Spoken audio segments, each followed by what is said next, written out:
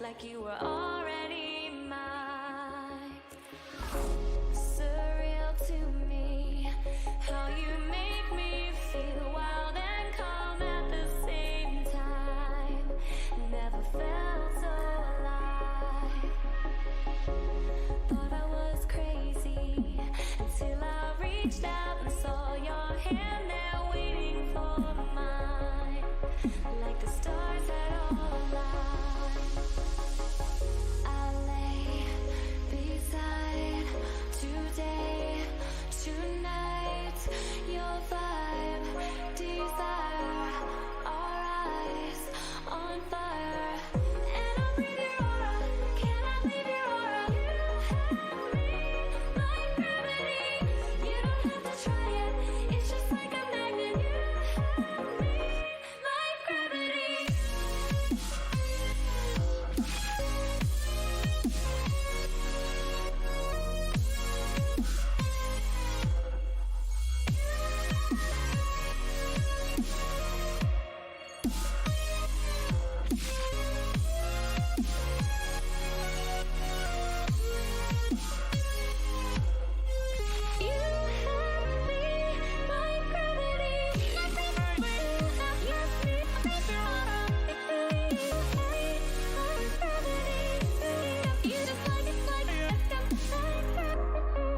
You just like it's just like a magnet.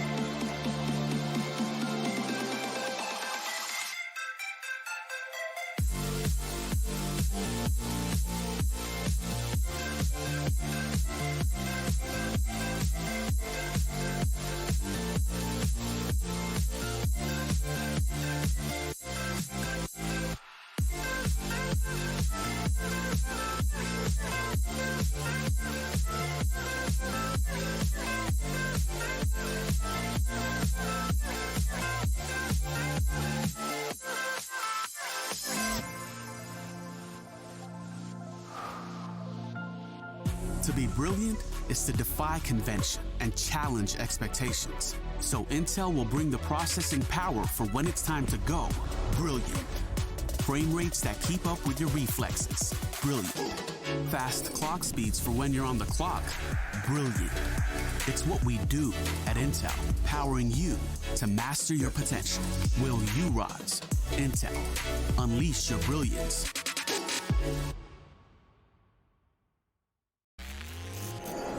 Remember where it started.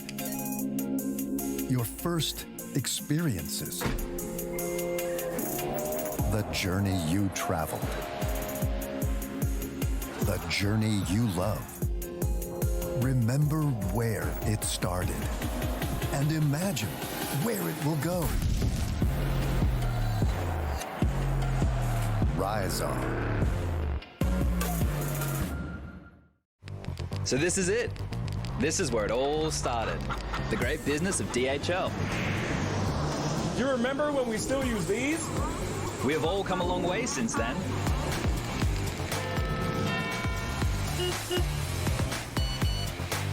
Hey, Effie, my little buddy. I got a special job for you. And this is only the beginning.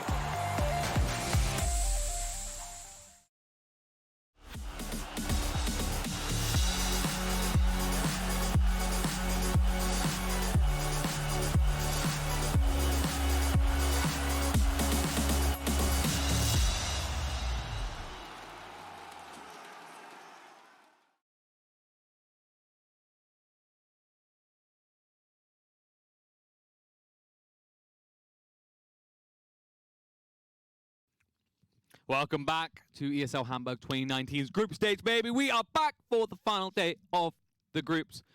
And I don't know if it's going to be the final one, but it should be a hype one, Liz. Come over here. Share the space with me because I want to get you close. How do you feel about TNC? I think they're awesome. I always thought they're awesome. Yesterday, yesterday they had some difficulties at the beginning of that game with Night Stalker, but they showed up really hard once that Agnes popped. On the Night Stalker, it was a simple game for them. Execution wasn't only there from Night Stalker, also Armel did his part of the job, that Whale, OD. But you know what? I loved TNC from the moment they got Heen as a coach, because they were good before. A lot of players were saying that they will be the team to look out for because of WESG. I remember I was hanging out with some Russian players that I used to play with that went to WSG, and they were like, dude, TNC stomped us in the VSG, WSG. So yeah, they were like, look out for those guys, they're gonna be good. They were good, then they got Heen, and it all gelled together. Right now, obviously, Heen isn't there any longer, but the knowledge was passed on. He even apologized on Twitter. Yeah. Right? He said it was all his fault. It was all his fault that they managed to lose before. So now TNC are going to win TI. Okay? Some people would say it's a little too early to call. They're definitely in a really good spot, and this meta suits their playstyle too. Oh, most definitely. You're looking at those 20-minute carries, those people that can actually just get to a 5-man and rush quickly, right? And TNC has always been known for this. SEA in general has always been known for this, sometimes over-aggression, but TNC, because they had Heen involved, because they had these different kind of iterations, they've matured to a point. I think this was always my feeling on the SEA region, is like there's so much raw talent, and if you imagine some of these very composed veteran captains that we've got in the West or in China, some of them come in, right, and they spread their influence, or coaches as well. You see them evolve into this whole new breed, this scary SEA. No, definitely, because if a region is very aggressive, you could see something similar happen to pre-VP CIS scene, right? They were the ones considered to be this bloodthirsty, super talented region that was just full Davai, just going in, going ham, 20 kills in first 8 minutes of the game. 8 minutes? Try 6. 6 minutes of the game, there you go. But now, when you look at CIS, you don't really see that, but you do see it in SEA. And TNC definitely were like that before. A year ago, let's say, they struggled. Maybe in that winter era, before December, like November, December, around that. What was it called? It wasn't Epicenter, it was the event in Moscow. They didn't attend it, but around that The era, Megaphone? The Megaphone, yeah. Not everything was well oiled, like the machine. No. It had the major parts, but it lacked something. When he joined, when he went in, he definitely made them like tick on a different frequency, a much faster one. Yeah, he went in with his beaten stick, made sure any mistake they made, they got their beating, and they came out better for it. It's strategical. It's just the strategical view of the game that improved for them. It's not like they became more disciplined or something like that. It's just that they had a general idea of what was needed to be done in the game. You're so focused on a part of the picture, right? And that's why usually people use a roster shuffle to try and reiterate and rejuvenate the lineup, right? Is when you bring someone who's been outside that scene, who's been like a Liquid, a renowned team, who has that different view and perspective, it gives you sometimes conflict, but quite often it gives you a fresh perspective on the game instead of just being focused on your own. You can't grow without local conflict. Scene. Yeah, conflict is necessary to grow as long as you use it in a good way. As long as you learn out of conflict. If you don't have it, and you're winning all the time, that's also pretty damn good.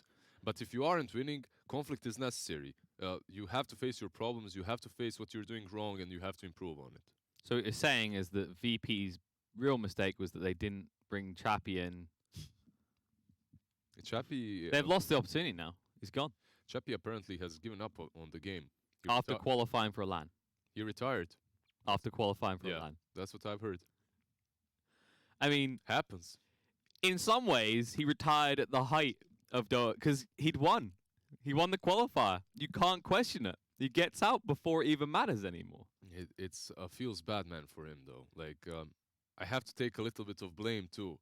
But everyone did it. Everyone flamed Chappie for. Yeah, for he the became pixel. known. Like I still refer to it as Chappie Amulet. Like he has his Exactly. immortal moment. Like you know how Solo could retire in 3-2-2 was I still mean, be a thing. exactly. I mean, he did it in my pubs so many times. It annoys you. Like he buys that amulet, he goes in with. Did you But ever enough like of- cast him and just get flashbacks to your pub games when you saw him having an Of amulet? course. Like you see him having. I actually had a couple of games where I casted him where he tilts and he feeds and they GG. That happened. You know what it is, right? You know how some players they play with like their knees up like this. They're all kind of like this playing. What's Don't you do happening that? with Chappie's? No, Chappie's teammates. They weren't doing it to play. They were rocking back and forth because they weren't sure if it was going to be an amulet game.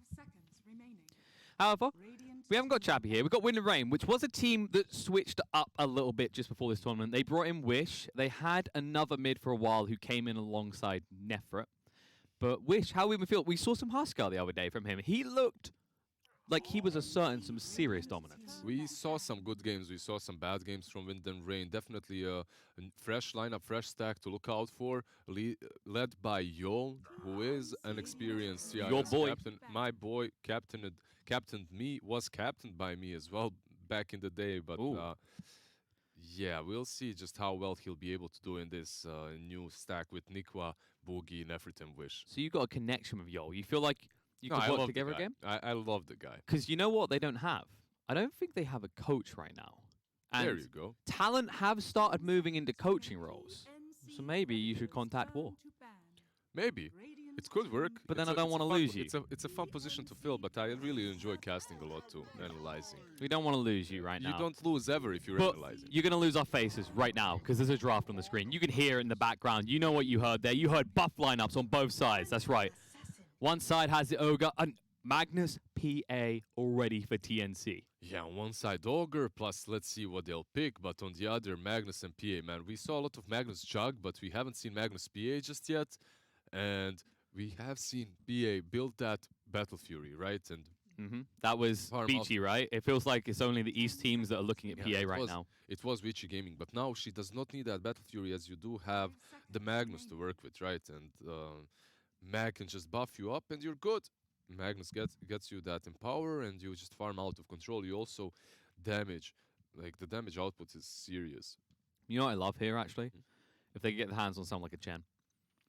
I'm thinking that magic resistance again with the PA. You look like, usually you think about these PA lineups, you're like, you need a BKB or you're screwed, right? You can't burst her down if you get those centaurs going again. I mean, it is TNC, so getting that Chen is definitely an option, right? We've seen just how well they can play with TNC yesterday, how well they can play with Chen yesterday, and that's always an option. And Wind and Rain, they might want to eliminate that Chen out from the game in this second ban stage. I think it's ban worthy. TNC has proven that. Instead, they're going to get rid of the Colt. Kotl is also strong. I mean, I respect that. Kotl is one of those heroes that's pretty much in the meta for the last half of a year, ever since Will-O-Wisp change, ever since he got that spell. Like, first it was just ridiculously broken. Then it got nerfed. Then it got nerfed a bit. People stopped playing him for, let's say, 5 days, and then he came back in the next weekend again. Then he got Mana Drain back. Good times for Colt. Mana Drain and Aghanim's, actually. He got Oh, both yes. back. And there's a Chen ban. It just, like, if you let it through at your own peril. Yeah, definitely. By the way, we have to say the TNC Predator, not only because of the last days and the way they performed, are definitely considered favorites here. They played out of their mind yesterday too in the series that we covered, and Wind and Rain, they're an EU stack made out of players that haven't really had way too much success in the pro scene. They've had some tournaments, they had some... they've been champions of some tournaments, but no premium, no major ones. No. And they want to change that. They'll pick up the Rubik. Hotly contest these days. You know what I am seeing here, Liz? I'm seeing a Night Stalker still available, and I don't mind it in this lineup, actually. For Wind and Rain? For TNC. I mean, TNC played it already yesterday, and it did really well. However, if they do take that Night Stalker, it's going to have to be some offlane or mid Night Stalker. That's what I'm wondering. Like, they could run, or they could run the PA mid. We've seen that. It's in the past. possible, yeah. And I'm thinking, like, because of the Abaddon, like, what is the nightmare for either Legion Commando or the Abaddon right now? It's Night Stalker, because that crippling fear. But first of all, we need some for Wind and Rain. Did you ever have a crippling fear in your life? spiders. Spiders? Good one. Hmm. I don't know if I say crippling fear, but No, I mean a situation in which you were like, oh, damn, you know? when I was really You young. were a brave boy. It never happened. Nah, to you, I know. nah. I'll innocently admit, when I was very young and I went on like roller coasters, it was one of those ones that goes around the park really high up. And I don't. Well, it's not that I'm scared of heights. I just don't trust heights if I'm not in control of the situation. Which is something that Wind and Rain need to do this pick. They need to get in control of this draft. Well, they pick a Mirana. It's definitely a hero that's a popular position 4 at the moment. Most likely will be played as 4. It's difficult a little bit to play versus PA. A couple of daggers and you're just dead. What's really good about Mirana on 4 at the moment, it's not only the amount of damage that she dishes out in the laning stage with the Basilius and the amount of damage that she can do with the level 2 arrow, it's the fact that the talents are great for her. On level 10 you get 200 or 250, I can't say for sure, you get that HP and then suddenly you're a bit tankier, you get a couple of items to go with that too and you're awesome. It's either 200 health or you take the 15 damage, and honestly, why do you want the If you're 15 a damage support, you're going for HP for sure. Sometimes even when you're a carry, right? Because 200 health is a lot on a hero like this. It's a bunch. And later on, the talents on Mirana are pretty sick. One of the reasons why this hero is being picked, it got nerfed a little bit, the leap attack speed, but it doesn't matter. That arrow still, if you take the talent, I think -7 seconds on the cooldown of an arrow is just so good. Yeah, because like what you get, it decreases cooldown now based on the level of the arrow, and then you take another 5 seconds off that to get it down to, I believe, it's 10 seconds. In fact, even carries have started taking it instead of leap attack speed. Because in fairness, the leap attack speed is a small window where you get plus AE. Yeah, and check this out: the Lich has been picked. So you have Empower for PA, you have your Lich with Ice Shield as well, pretty good. Frost Shield actually. No, definitely. I still feel I'd like to see the Night Stalker because I think the timings match up, and right now they've got a lot to protect the PA. But let's put some Night Stalker on mid for TNC. Let's go. Yeah. Like that's control, right? Because right now you are all in on the Phantom Assassin here. It's not like a 2-core lineup. And there's Wind and Rain's move. They say, okay, we need damage on the board. Works well with the Ogre. We did see it from the Panda S's earlier. I don't know if you'll see a Bloodseeker coming out in this game though from Wind and Rain. It would give you the buff up power again. And it did look scary in the hands of Envy Squad. I'm just thinking about what the last ban should be for them. Some carry that they have to eliminate. 5 seconds remaining. Void. Your usual suspect, I would Yeah. say. A hero that went through. It doesn't have the best sync up with Wind and Rain's lineup right now, but there's an Ogre there, right? There's a Bloodlust, and it is a Void. It is a Void after all. 1 MKB and PA suddenly falls in those chronos. Plus, they don't really have save. You have Fate Bolt and Lich's Armor to alleviate the pain that PA would dish out. Buff it, actually, so... Now, if you're Wind and Rain, you're probably thinking, okay, we need to try and give the TA a good matchup now. What's left that could brutalize the TA? TA is a kind of a hero that, like we saw it today, we saw it yesterday, right? And she used to be a lane dominator, but she isn't really that any longer. She doesn't completely crush lanes. We saw her lose versus SF twice and versus a Storm.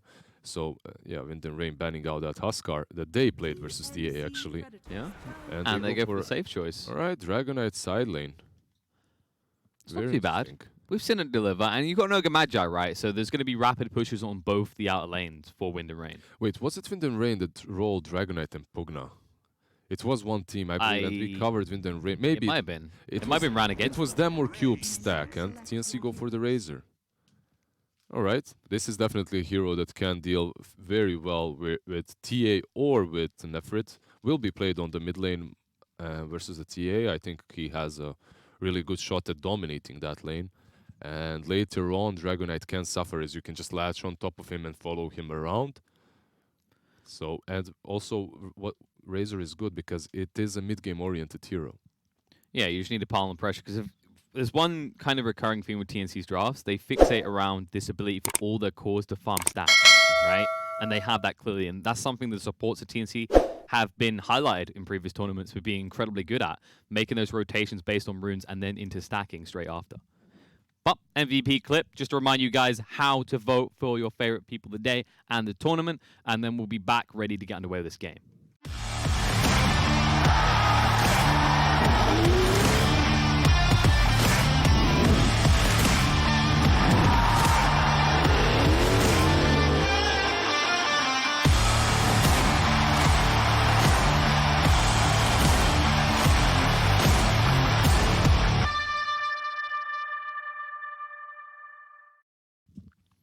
And there you go. You got your info, and now we need to know who is better.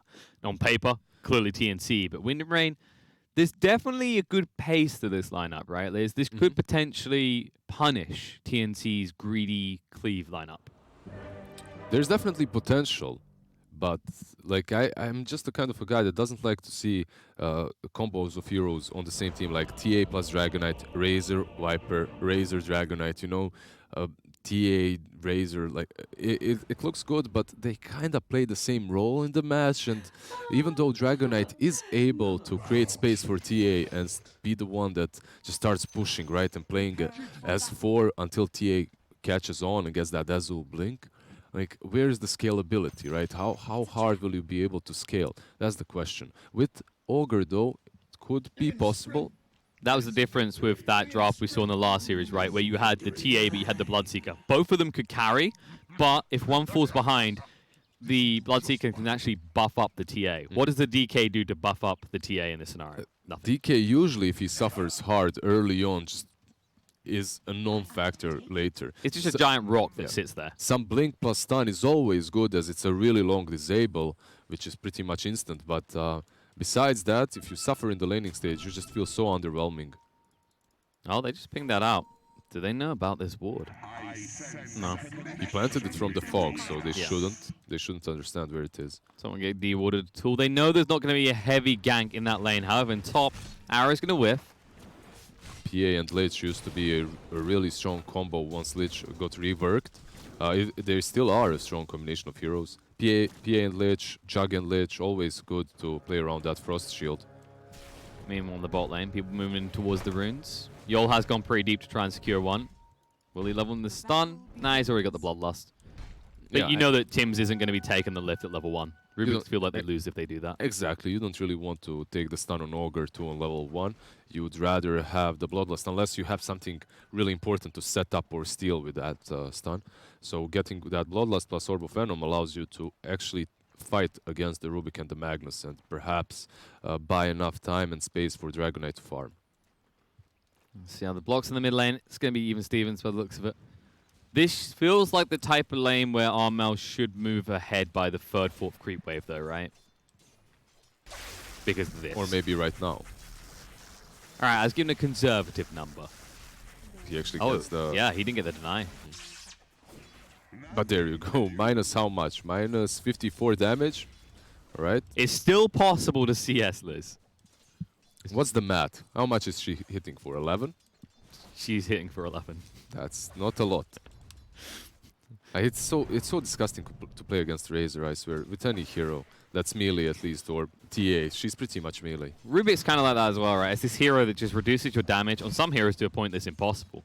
It's why he's very popular when you see these ranged metas as well. It's why he's popular on position 4 at the moment. You pick Rubik, you go dual lane, and you just spam that Fade Bolt on their carry, and it just messes with him quite a lot. When I play carry versus Rubik in pubs, I just ask someone to get me an Oracle. Just purge me all the time. It's interesting how things have shifted as well, because it used to be that the early gold was a bit more important than the early XP. But with this shift, it means that these supports that nuke the wave aren't really detrimental anymore. Like, it felt for a while, a hero like Disruptor, right? He uses Thunder Strike. I'm like, great, I'm just going to stand in the creep wave because it's going to shove back towards my tower. But now it doesn't matter. But Fade Bolt also... Tim's? Rubik going down here. That Fade Bolt didn't really help him versus an Ogre that clobbered him down together with the Breath of Fire. And he will come back towards the bottom to KP to bring some more region and some... he is the core in. Well, right now with 2 tangos of his own. Not really the best career ever. He should have waited. You don't need XP, you're a support. How's the top lane looking at the moment? That's a little bit of a lead building for Boogie. It is a hard lane for... Like, PA is not really known as being lane dominant to begin with, right? But you're against an Abaddon of all things. What is it? 9 CS versus 10? He's doing fine. Yeah, there's some denies on Boogie as well, though. Gabby had some insane performances yesterday. Arrow, mid, Armel does get caught out. So Wish can actually draw an advantage for himself. One of the things when it comes to Razor, though, is like he is a lane dominator, but there is a timing in which you can zone him and you can gank him easily. If you take him down, he gets to be quite squishy. And if you make a couple of these rotations, suddenly Wish will get everything that he lost back. And meanwhile, top Boogie trying to run away, but the dagger will come through, and Gabby going for the final tap. He did use a salve as well on Boogie. Photic shield, can he get it off in time? It looks like he might live. And meanwhile, Lich gets chased down by Nikwa.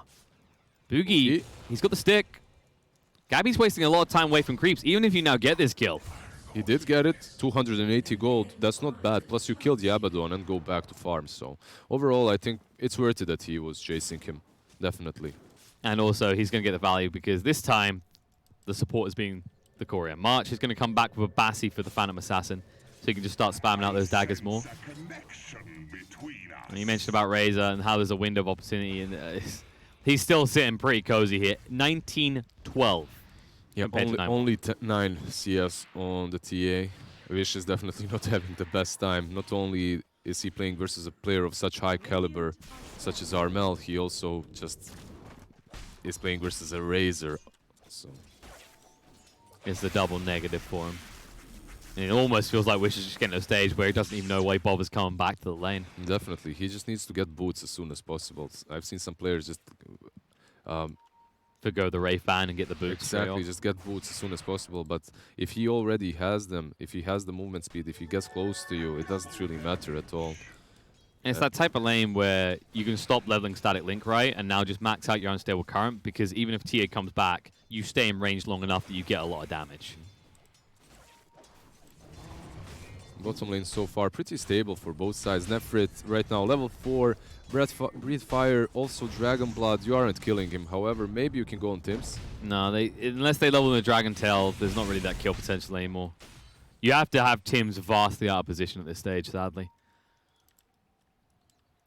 And all the while, Mirana just continues to supplement in the jungle, as you do in the Mirana. And actually, things looking pretty decent for Gabby now. 23-1 to the 26-4, and of course he did get that kill on Boogie as well. He's farming well. Moving towards Facebook's Desolator, it seems. And Nikwa isn't really harassing him way too much on this lane. As you can see, he was mostly just Tims. Alright. Y'all didn't even have Bloodlust on that time. Things getting a little bit easier for him to kill now. But the important one in this lane is KP, right? He is going for the max out and power first. You have to when you've got the PA like this. You definitely. Like, if you remember when this combo used to be played all the time in your pubs, it's basically you wait level 6, Gabby gets 6, maybe, I mean, not Gabby, PA gets something like a Vlad's, and then suddenly you just empower her and she goes ham. She isn't played the same way anymore, as that combination of heroes got nerfed a little bit, but it's still pretty decent to have that empower maxed out as soon as possible. Plus it helps you CS on the lane. I'm surprised that Rubik wasn't empowered all the time so that he can actually fight Yol. And Yol is diving top now. Going in. Arrow, sidestep. March won't be hit that easily. Now the Frost Shield going to keep him healthy, but not for long. Nikwa continues the right clicks. Boogie moves in, and they do get the kill. And now Gabby needs to retreat, but hangs around a bit too long, throwing out daggers. They're going to keep chasing. Magnus. TP. KP's only level 5, though, but he comes to give the empower. He knows his duty in this game. Gives Gabby empower, and now Gabby can go to the jungle and start farming. They haven't been stacking in the main jungle, too. Well, they got one over here. I mean, shrine up and then figure out what you want to do. Perhaps kill one creep camp or go rotate towards bottom where it's a bit easier to farm. However, they're diving again. But he is a bit too tanky, so they'll calm down. If the arrow hits, they 100% commit. But now, this is one of the benefits of the Magnus. When you play in this style, you can try and create almost a fourth core, right? This is why Tims is alone in this lane. Tims is alone just to outpush for as long as possible, right? Just use that Fade Bolt, get the creep wave to you, and then try to defend the tier 1 for as long as possible versus Nefrit. Nikwa. Crit. Gabby. Couldn't get the final hit out, actually. Cut the 3 too long. Oh, kitty. All right, Roshan is more of a dog person, that's clear. And Yol, he is more of a dead person. Armel's running in. Abaddon is coming to help with that shield. Perhaps that will be enough. Yeah, you can get in range for the unstable currents either. Yeah, if you click on Razor, you'll see that he has no plasma field leveled. No. And even though he doesn't have plasma field level, it's good that Mirana died to Rosh, as he'd be hit by unstable current, and I believe he's dead there after. Yep, cat ladies have to die sometimes. Sorry, cat owners. KP, he's at level 6 now. So he's holding the point. He's like, do I just give more in power? Do I give more farm abilities here? Maybe. Because you are starting to get your stacks up. You don't truly have to get Ravage on level 6. You know, like it's... He's just assessing the situation right now. Perhaps it could be good to get, but Mirana just steals that. Yeah. Setar. It's the insurance policy of having RP, right? But they're going to pressure this tower. Actually, like, you're in a situation, right? When you're a hero like Abaddon, if you manage to force the RP on you, you can't be killed anyway. So you just have so much utility from Abaddon. Like Boogie, already level 6, almost 7. He's running around Invis here, just screwing with Yol. Yol was confused for a moment there. They're moving bot, though. However, that might have made it obvious because he was screwing around with him. Yeah, and you can't really take down Effort, even if you take all of his damage. Rubik plus Razor, they don't have enough burst or control. He'll just move back. And now Ogre is here. They could kill Yol, though. Yep. But Nefret is here to help. Trying to do enough damage. Armel is having to retreat. He's going to turn around now to Yol. The Fade Bolt will allow him to get the kill and not worry too much. Now, Nefret needs to retreat. They've got Brief Fire, but they haven't got him low enough to kill him off. Yeah. 110 damage stolen by the Razor, so you have to be careful if you're Dragonite. But you are healing up very fast because of that Dragon Blood, and you can move back in. Nikwa is around too, but he's scouted out, so his arrows probably shouldn't connect. The problem is Nefret has just used the Elder Dragon form for the second time in the game, and he might not even get any tower push on this time. He's going for a Midas though, so this Dragonite is looking for late game. He wants to scale as much as possible. We aren't seeing any Blink Dagger, BKB rushes, nothing like that. No Maelstroms, just Midas first. Most definitely. KP did take the early RP point. Even flexes on the mid lane. Just says wind and rain. If you come too deep, I have the means to punish you now. Oh, PA? Done. PA's low, but not low enough. Yo, you're not level 6. You don't have any multicast. Nice arrow through, but it's still going to be another death for the Ogre Magi. Yeah, at least what happened there is, while they were killing Yol, who's only level 4 and doesn't really give a whole lot, Mirana took both bounty runes, so that's alright. And Wish got the tier 1 tower mid. And maybe they were thinking, maybe Yol was thinking, if I stun PA, arrow will follow up, but the stun just doesn't last long enough and it's level 2. Oh, Wish. DD, stacks. Yeah. What more do you want? This is the power of TA, right? We said that this hero isn't truly lane-oriented any longer like before. She does have some good matchups still, but she doesn't win most of them, especially not versus Razor, as Armel pretty much dominated Wish on the mid lane. However, Wish, with those ancient stacks, is on top of net worth again. Absolutely, and DK has got the Midas coming out to him now, and he's already sitting pretty cush on the net worth chart.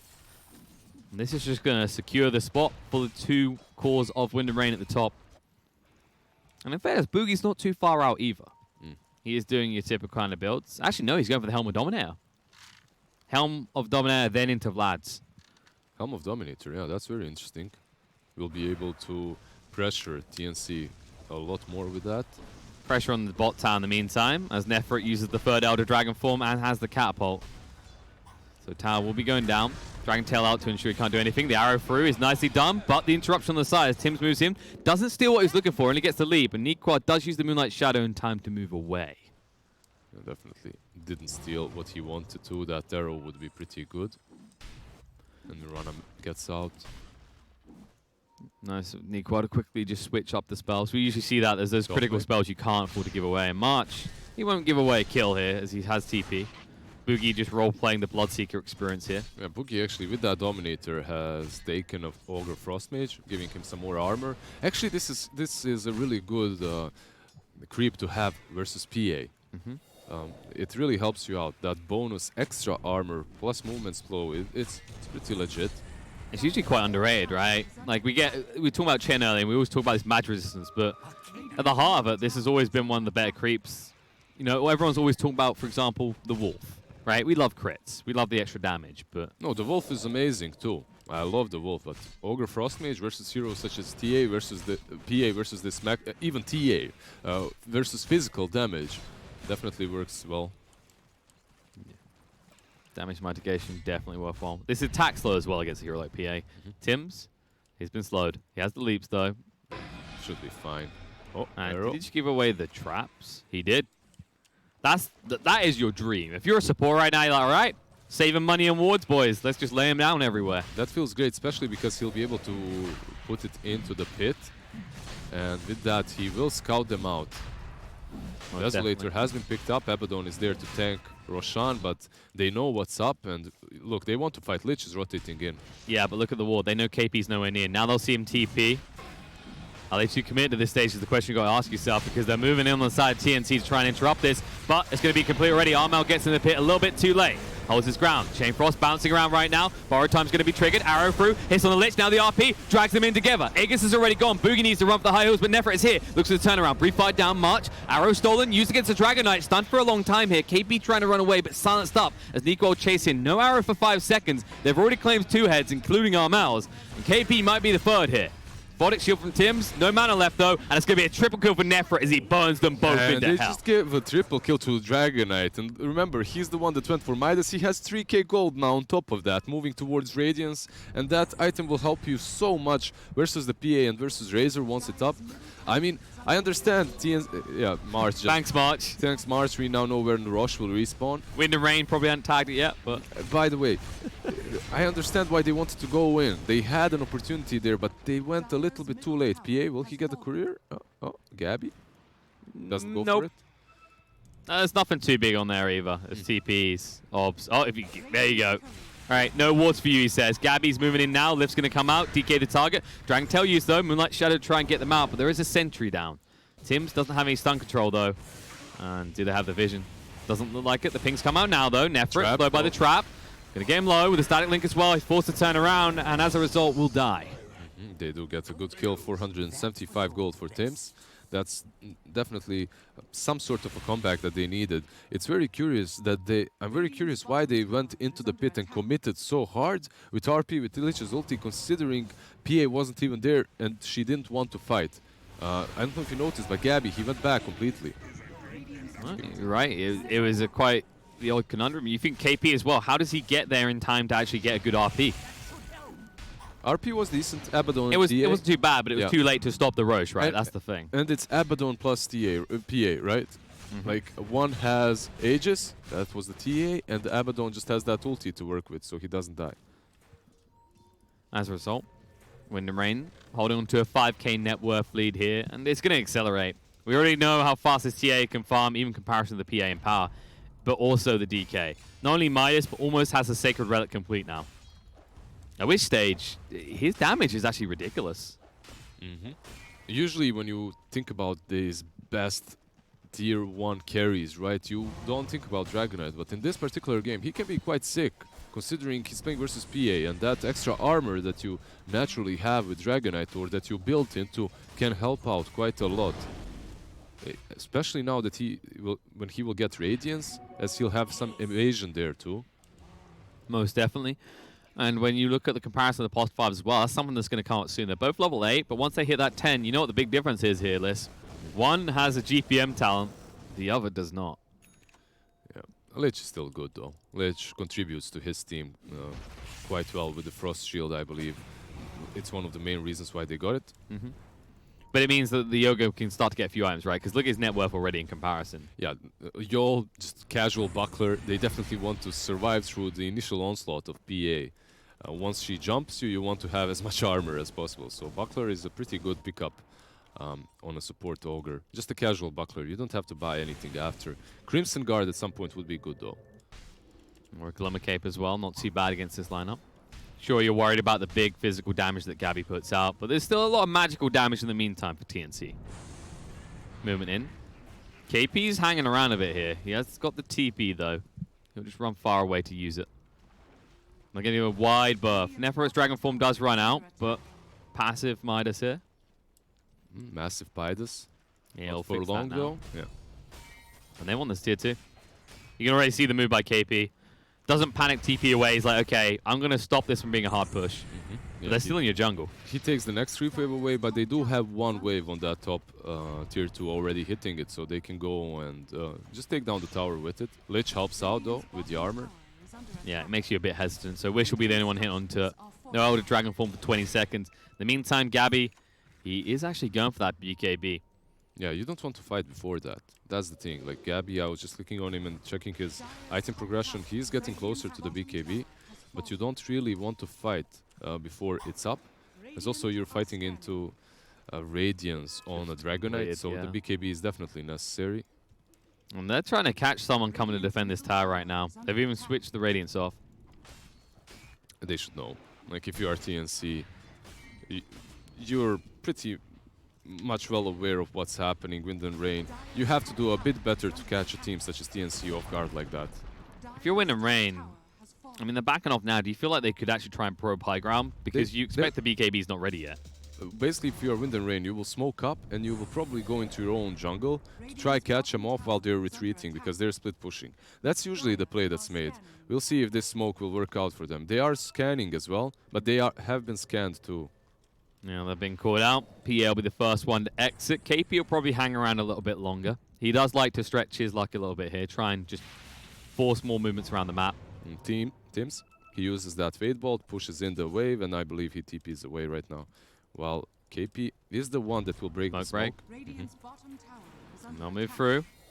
Arrow the wrong way. They do see him now, though. Yol stuns him up as he tries to skewer away, and KP, well, sometimes it works, sometimes it doesn't. Armel at least TPs out safely. I mean, it did work, what he was trying to do. He wasn't hiding there for no reason. He was trying to break the smoke. I'm just... it is curious, though. It is very peculiar that he remained there instead of running back, as he knew that they were coming. He could have guessed. I think he was trying to be greedy, maybe like look for another wave opportunity. My big concern is he didn't put the Empower on Gabby. Yeah. That's the heartbreaker right there. Yeah, but Gabby, he has double damage. March is dead. March, And so is this tier 2 tower. I'm an oracle, I'm predicting the future. Damn, man, how did you do it? It's really good. 10 seconds time. Okay, 12, big lift. Big lift. They do have double damage just used on PA. Ooh, KP. I mean, he was in shockwave animation. The arrow is closer than it seemed. As you said, though, Gabby does have that DD and Empower. One crit could kill a support here. Problem is he can't find the supports. One went top to get the runes for free. And the others are hanging around bot to get them. Nefrit jumped in on. Dragon Tail will look to move away. Has got the trap. The arrow through as well. Says, see you later, Gabby. We're not dealing here. And I just have to say, I love Boogie's itemization in this game and his adaptation to the fact that he's playing versus a PA. This Ogre Frost Mage is so good for them. Are you just smashing the keyboard right now if you're Gabby? Like, these crits. Even if I get one, it's not going to be enough to one-hit someone. And look, he's really doing his best to always keep Frost Armor on everyone. Ice Armor. And now they'll smoke. They even take the little ogre with them because there are other ogres in the mid lane and in trouble. The lift and the crit. He didn't have the shield on him.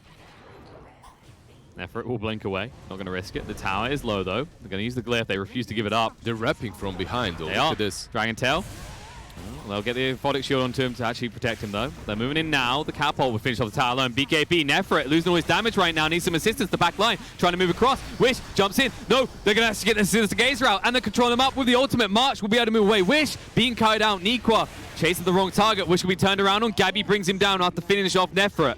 TNC, I mean, they're being wrapped around on, but in the end, wind and rain, they had a false sense of security.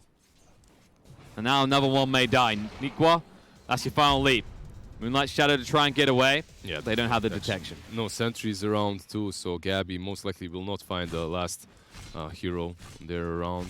We won't find the Mirana. By the way, if you are Wind and Rain, it's very important for you to not let TNC's Razors just run up to DK or TA and link them for so long. They need some Force Staffs or something, but they aren't buying any. There's a blink on DK, that's true, but it's not enough. The problem that they had in that team fight is, first and foremost, that they fought without Ogre. They tried to go from different sides when they really have to keep a clean line. You are playing versus Magnus, which makes it understandable why they were doing so, why they were trying to hit from two sides, but...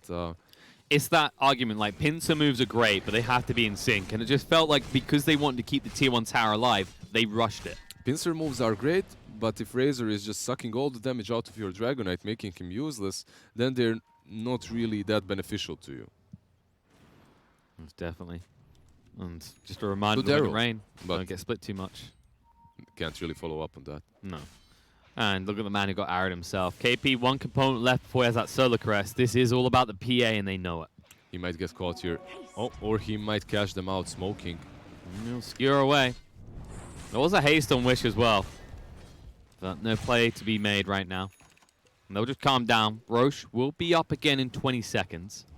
So they're keeping an eye on the pit all times. But because Tim took those traps, he has vision too. There we go, a smoke from TNC as well. Gabby leading the charge, the only one that's not smoked but is blurred, so. And they're scanning the right side, however, Wind and Rain's positioning at the moment is pretty good. Nikwa, you can see that he is there, still in smoke but turned towards the cliff. So in case they come close to him even, he leaps instantly onto the high ground. He's pretty much just trying to break the smoke, he's anticipating it. He's moving a little bit closer as well. Nefret's going to walk out.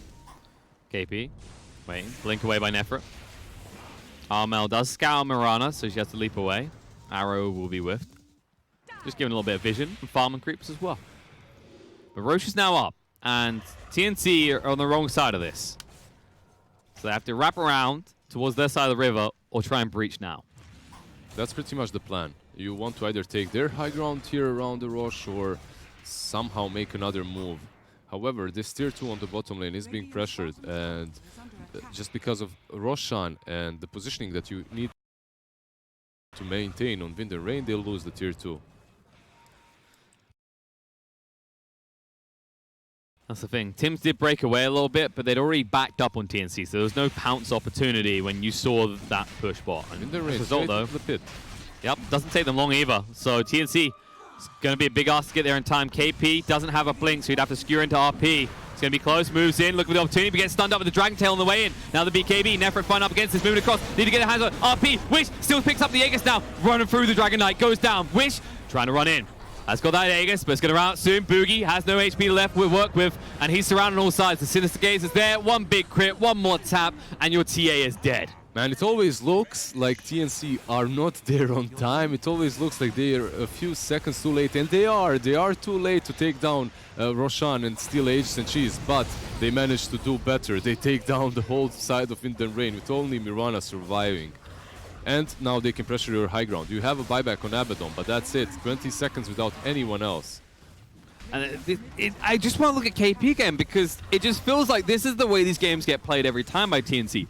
He just bodies his opponents. He literally skewers in, gets stunned in the face, and it's completely irrelevant. They can't kill him. They can't punish him for it. Yeah, it's his build. It's the fact that he has Lich behind him, right?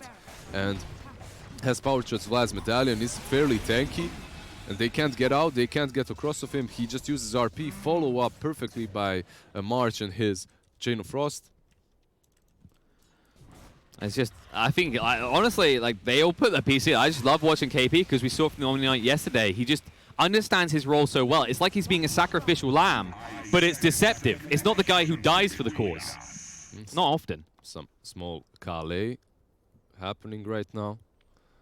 But it was just for a brief moment, I believe. There is Abaddon. Go try before, without the Abaddon. Let's play 4v5. There is something else that will be brief, and that's TNC's reprieve from the Radiant base. Because they're already taking that tier 2, and you know they will go back in for more.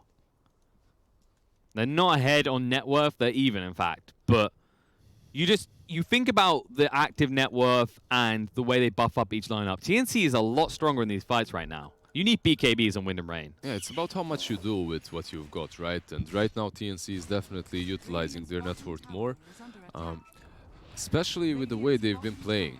It's not like Wind and Rain didn't try to take some objectives or take initiative. They go into that pit. That was a pretty brave decision, and it almost works out for them. They almost got Aegis and Cheese and gotten out of the pit. However, TNC, they're such a experienced team that they know when you're going to go for that Roshan in the smoke, and they strike instantly. They don't take Aegis, they don't take Cheese, but they kill you for taking it. It's that over-desperation, right? Like, if you actually think about usual tier 1 suspects, you think about certain teams as well, like VP, if we have a team at this event, someone like Solo. He's the type of support that makes that work because he will be breaking your movement towards the pit, right?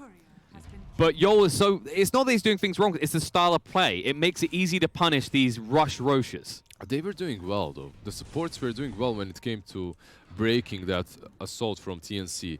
Yol and Mirana, they were trying to defend it. You could see Mirana arrowing in the right direction, actually catching Razor with that arrow. Yol was also trying to be a body blocker, you know, like a meat shield. Yeah. But it just didn't work out because TNC knew exactly what they had to do and they executed properly. And it's that nature of positioning, right? Like, I use Solo as an example because he's that type of guy who would literally be far away from the pit, like running at you. It's almost like he wants you to kill him.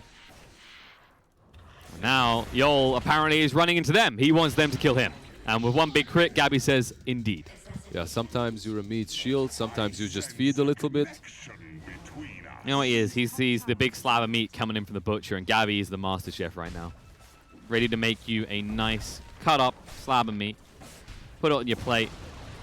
And take another tower. Shrine as well while you're at it. TNC starting to just make a new home in the Radiant side of the map. And you can already see the shift. Wishes just taking advantage of the dire triangle. This game is so much easier to play if you are TNC at the moment. You just have good map control, good vision. And what happened to Wind and Rain? It's not like they didn't have a good start. If you remember that Dragon Knight getting a triple kill in his first engagement into very swift Radiance. Now he has plate mail too. It's not like he's missing farm. It's all about execution and how easy it is for you to take team fights. It's much easier for TNC at the moment. It's much easier for him to get in and burst one target. Like, yes, you got this blink down TA. You can see why he's going for this MKB as well. Against the PA, it makes sense, but it's also, you need more damage. You can't build this BKB utility because you can't kill people quick enough. And Nefret, trying to kill him now. Arrow does hit on the mark, ping out on Lich, but they can't actually use it. And look at this, Tim's. You're feeling great as a Rubik in this game. He's got Boots of Travel. Yeah, Boots of Travel, Aetherlands, Ghost Scepter. He's just making sure that he doesn't get killed in one TA blink assault, right? That's He's also making sure that he can be the one to split push the lanes if one gets shoved, right? So the rest of TNC can pull together. He's been doing that the whole game, right? Like, if you remember bottom lane, constantly fade bolting, hiding in the trees, TPing away. There's loads of people, they look at Cottles, they look at Jakiros, Bat Riders. Well, guess what? Tim says Rubik is a split push hero. And it's hard to disagree right now. Another smoke coming from TNC. This is Gabby. basically a smoke that will allow them to break high ground if they get a pick off. Look at Gabby's positioning right now, though. He had a smoke 2.0. They didn't see him at all. Boogie is fine. There is no detection for They him. looked the wrong way. And they realized it too late when they saw the Alpha Wolf moving back past. Yeah, Armel is actually going for the top two bounty runes, probably going to be taken by him, and on the bottom Tim's for the remaining two. And this net worth lead is starting to build for Gabby. A decent lead over two. But look at what he's building next as well. Divine Rapier. All right. Does he even need it? Will he even get there? Yol won't get to see tomorrow. Dead for 40 seconds in the blink of an eye. And you know what you're doing if you're Gabby? You're saying, if I have a Divine Rapier, I don't even need to follow up. That's just one hit. He just wants to kill them on his own. That's what's up.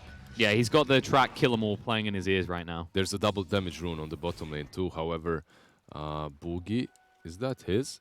That should be his. Yes. That They could just deny it right now. They could, but they want to get it too, it seems. No, they actually denied it. But they were moving. You see how they actually took their jungle back and they're playing in it. But their TA was so far behind, right? And the problem is they're actually playing under dire vision. They haven't avoided this cliff, which is so crucial to devoid when you're defending your base, because it allows you to get on one side of the map easier. And this is the dream if you're March, because you know you can come in and renew that ward. They haven't been made aware of it at all, and they still won't. Boogie, jump in. One crit would bring him down right now. He should activate Borrowed Time and not risk it. There it is. Sinister Gaze comes out, though, and that was his worry. They jump in. The crit goes out. Ogre dead again. Have mercy on this Ogre. Boogie left behind as well. And they're in the base. They jump forward looking for more. DK, you got that plate mail. Is it good enough, though? He's going to have to eat the cheese in a second. The static link, even though the damage, he says it's not worth it, and that's a GG. TNC, they don't wait around. That looked like a pretty easy game for them. They haven't, like, it never felt like PA was pressured too hard. Gabby, he didn't join a couple of fights, and that's why it looked like Wind and Rain had something good going for them in the early game. But once Gabby started joining, once he was empowered, he had Desolator and BKB. He pretty much waited for that alone, right? You get Desolator, you get BKB on TA, and suddenly you're just so strong with that empower that they cannot fight you off. However, when it comes to TNC, it's all about execution and these team fights, how they played it in comparison to how Wind and Rain had played them. Wind and Rain, they go into the pit, they hope for the best, they get punished twice. No, true. They do get the hands on the Aegis, but they instantly lose every time. I mean, this is one of those games where you think about these tier 1 teams. We usually see it where it's like, why are they not going into Roche? Because they don't need it right now. And that's how TNC felt. Like, they don't need an Aegis to win these fights. They can drag it later. It is a PA after all. And it felt like another big thing is this is the type of game where you don't have any way of forcing the PA to kill herself, right? That's something we usually like to see. If you know a Phantom Assassin's coming, you look at things like Legion Commander, Axe. Instead, Boogie, it was a good pickup with the Helmet Dominator. It offset the issue, you know, but it's like instead of treating the cause, you're treating the effects, right? And it felt just a matter of time. I'd say like this was 20 minutes of Wind and Rain, and then it's TNC won a 10-minute game. Definitely. Wind and Rain, they had a good start. You had that Dragonet on the safe lane too. But there's one thing. You know what your players' comfort zones are, and you give them those heroes. But you need to realize what the comfort zone for you as a team is. Like what strategy works the best. Who is the hero that you need to protect the most? Because Nefrit, even though he did get a good start, it's because of Dragonet and he's on safe lane. You can't really bully him out. However, later on in teamfights, they completely sacked him. They had nothing to support him with. Razor, Armel, he would always do the same thing. He goes in the middle of the fight, links the Dragonet, he has minus 300 damage, and then what can he do? That Radiance burns a little bit, but that's about it. No, it just felt like a game where maybe if the 4 stuff comes sooner. Because that was the biggest thing. You think about that critical fight around the mid-tier 1. They have no way of disengaging from Armel, and as a result, as you said, they have no damage. So, one game to TNC. Looking hot. I don't think they've dropped a single game at all, actually, through this entire group stage so far. They're on fire. They're completely on fire. Well, we'll have to see if Wind and Rain can put them a little bit more on fire than just a Radiance Burn from Dragon Knight, because it's not enough to stop their run. But there is one more game. Wind and Rain get a second shot at bringing down TNC. They started off good, but fell along the way. There's a lot for them to discuss. They'll have a short break, and then they'll come back, and they'll see if they can slay the giants of TNC, or if TNC are just going to make everyone look like amateurs. To be brilliant is to defy convention and challenge expectations. So Intel will bring the processing power for when it's time to go. Brilliant. Frame rates that keep up with your reflexes. Brilliant. Fast clock speeds for when you're on the clock. Brilliant. It's what we do at Intel, powering you to master your potential. Will you rise? Intel. Unleash your brilliance.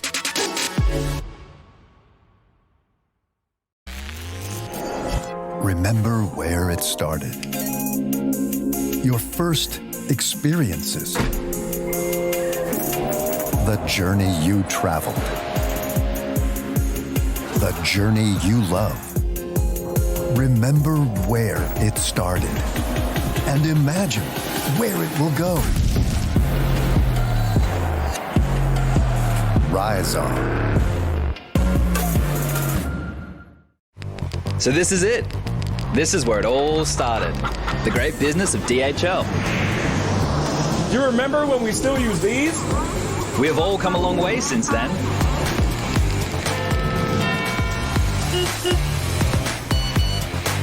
Hey, Effie, my little buddy. I got a special job for you. And this is only the beginning.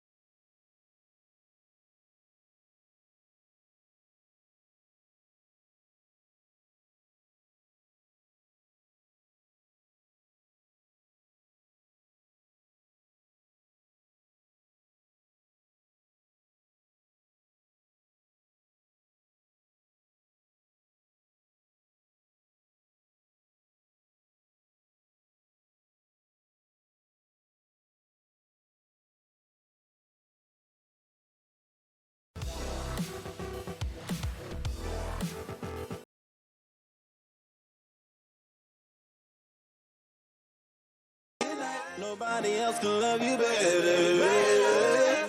I'm here just to treat you right. You're the reason I'm alive. You're the only pain I can endure. And when you're not here, you're my dream, but I just wanna. Yeah, I just wanna. You're my dream, but I just wanna.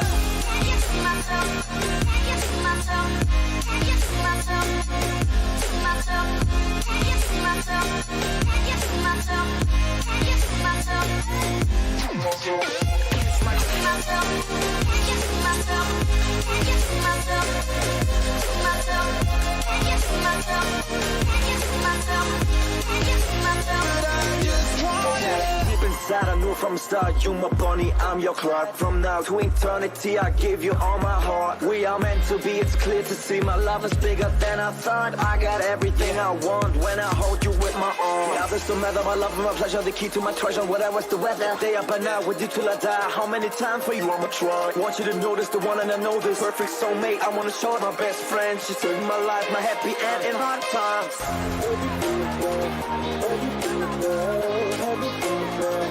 Oh baby, hug it to myself, hug it to myself, hug it to myself. I just want it. Hug it to myself, hug it to myself, hug it to myself, to myself, hug it to myself, hug it to myself, hug it to myself. I just want it. Hug it to myself, hug it to myself, hug it to myself, to myself, hug it to myself.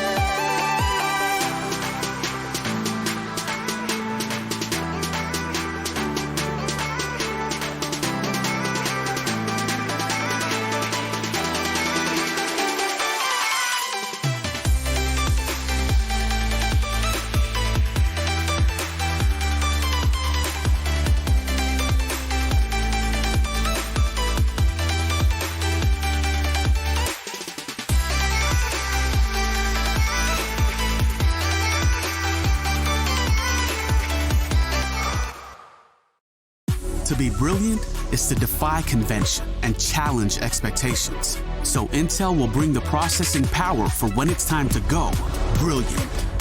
Frame rates that keep up with your reflexes. Brilliant. Fast clock speeds for when you're on the clock. Brilliant. It's what we do at Intel, powering you to master your potential. Will you rise? Intel. Unleash your brilliance.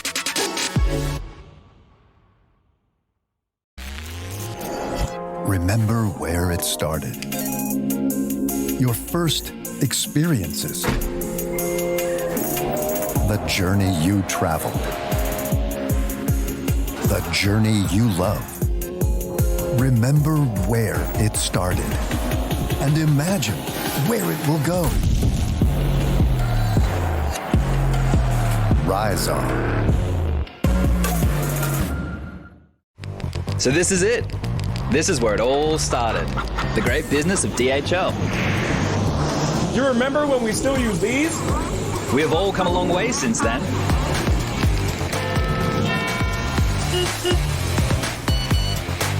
Hey, Effie, my little buddy. I got a special job for you. And this is only the beginning.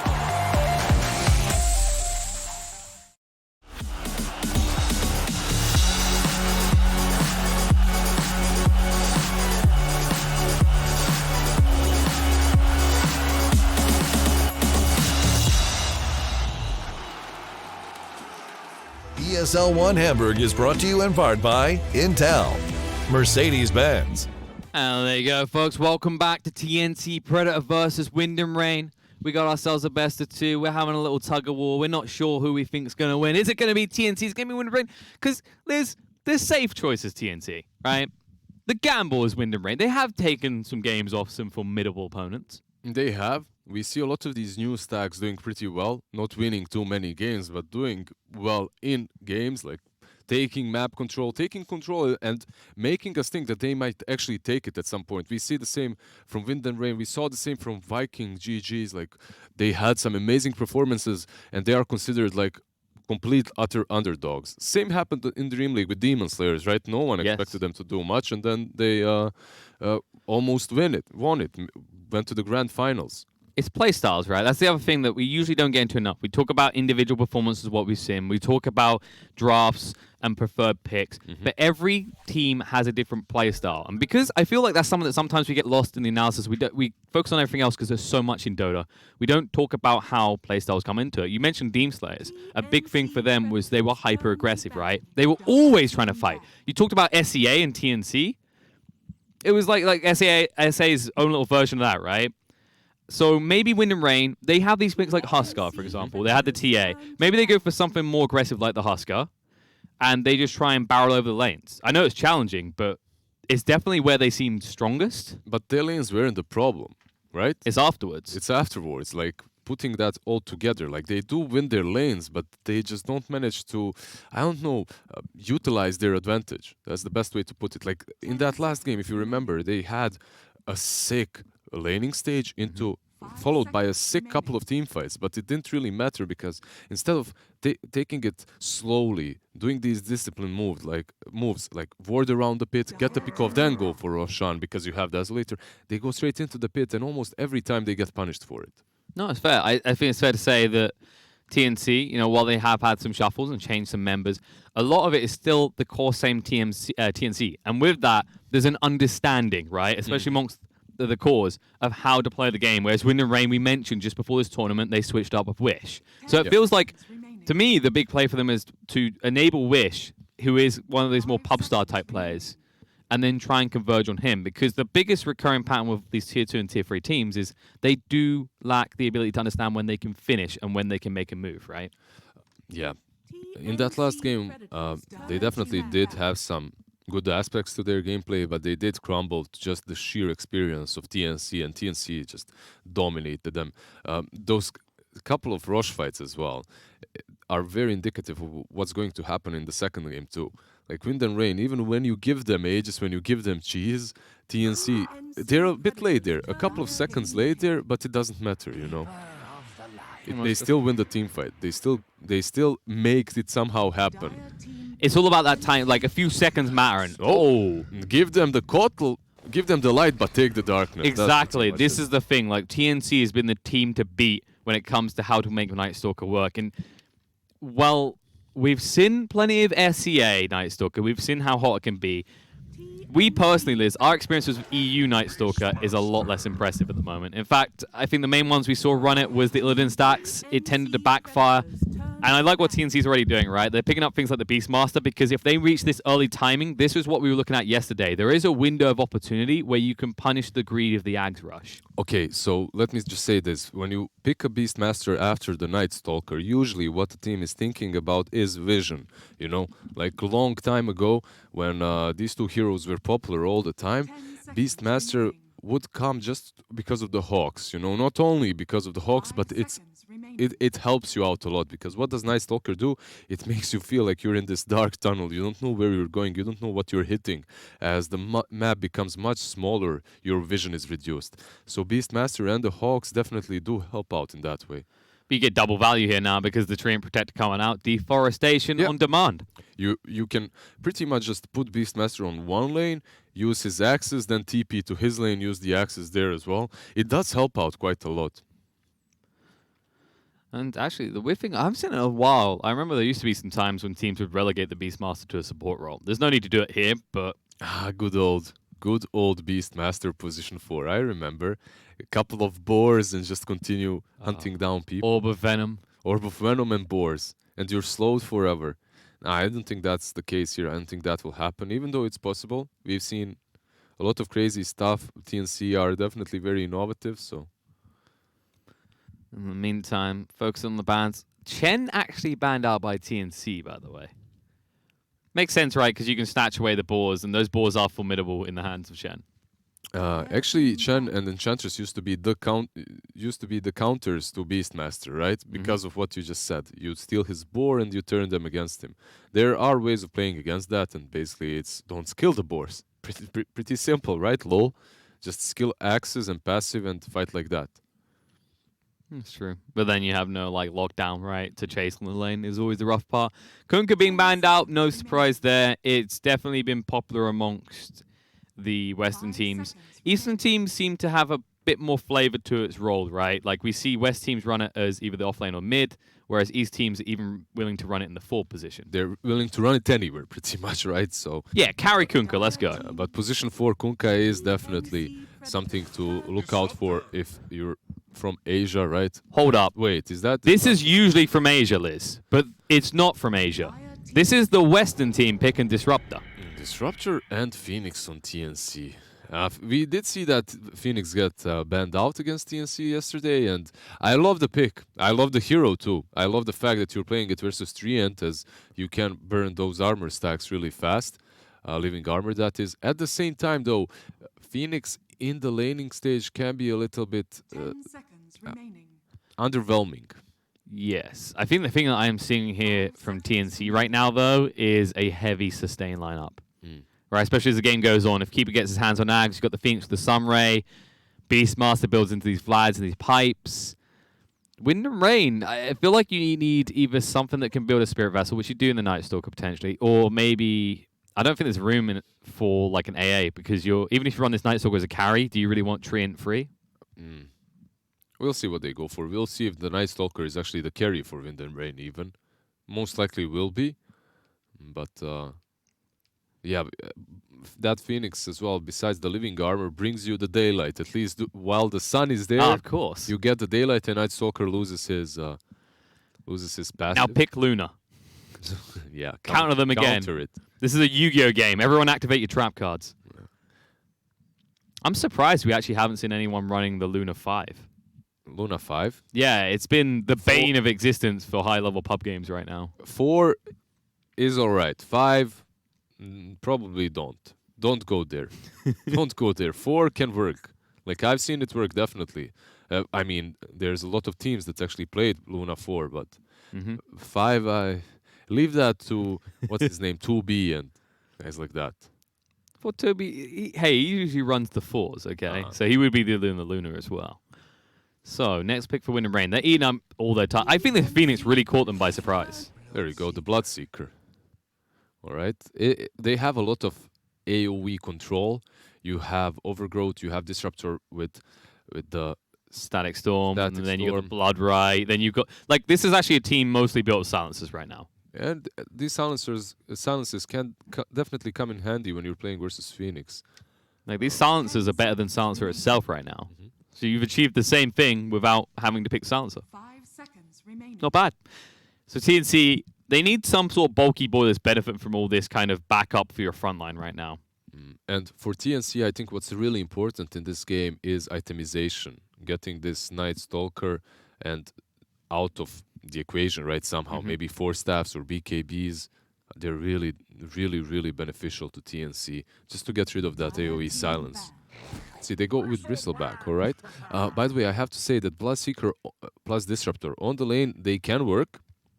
But Phoenix can mess that lane up. Even though Disruptor's nuke is one of the biggest one early on in the game, and he dishes out a lot of damage to heroes such as Phoenix, if you roll Phoenix plus Beast, I think you can pretty much mess with Bloodseeker quite a lot because of, obviously, Fire Spirit stop him from attacking. You're pretty vulnerable as a Disruptor as well because there is a chase potential if you cause too many. I think one dive and those boars slowing you down, you can be in problems. Definitely. And that's the thing to highlight. This is probably Bristle on the mid lane, which... How do you feel, Liz? I feel like that's the way I'd like him ran right now because level 3 is so important for this hero. It could be Bristle with Kotl as well. It right? could. On We the could get a side lane. carry. And you have Bristle plus Kotl, you have that Chakra Magic on him all the time. Give him the Quill Sprays. But let's not get too crazy here because they don't have final pick. So it could be either way very easily here. Yeah, Wind and Rain, they ban out that Lina, a hero that's definitely very solid versus the Bloodseeker, as you can just blow him up. Every time Bloodseeker is picked, pretty much we see a Lina a ban and Viper ban. They have to protect the Bristle, and there's the TA. So TA definitely, but Bristle is the important one. You don't want that break coming into play versus Bristleback. Even the Beastmaster as well. You lose a lot of attack speed. Like imagine the timing for TNC. We know they love to do this. They want to barrel out the lanes. This is their speciality. Is those hard pushes on the 20-minute. And they didn't even think about this draft. Like this is their lineup. They're going for it. They don't even care what Wind and Rain is picking. If you noticed, how much time did they actually spend at all in this draft when it comes to bans and picks? Bans a little bit more, but picks were straightforward instantly. Absolutely. Whereas Wind and Rain, they kind of got stuck after they saw that Phoenix. They had to really just think about where they take their draft. And how do you round this out? They go for the Huskar. There you go. It wasn't banned. Last game we had the Huskar banned, and they played Wish Huskar versus TA already once, and he did fairly well, right? No, more so. I'd say that one was MVP worthy. And just in case it happens again, let's show you how you'll be able to vote for your MVPs.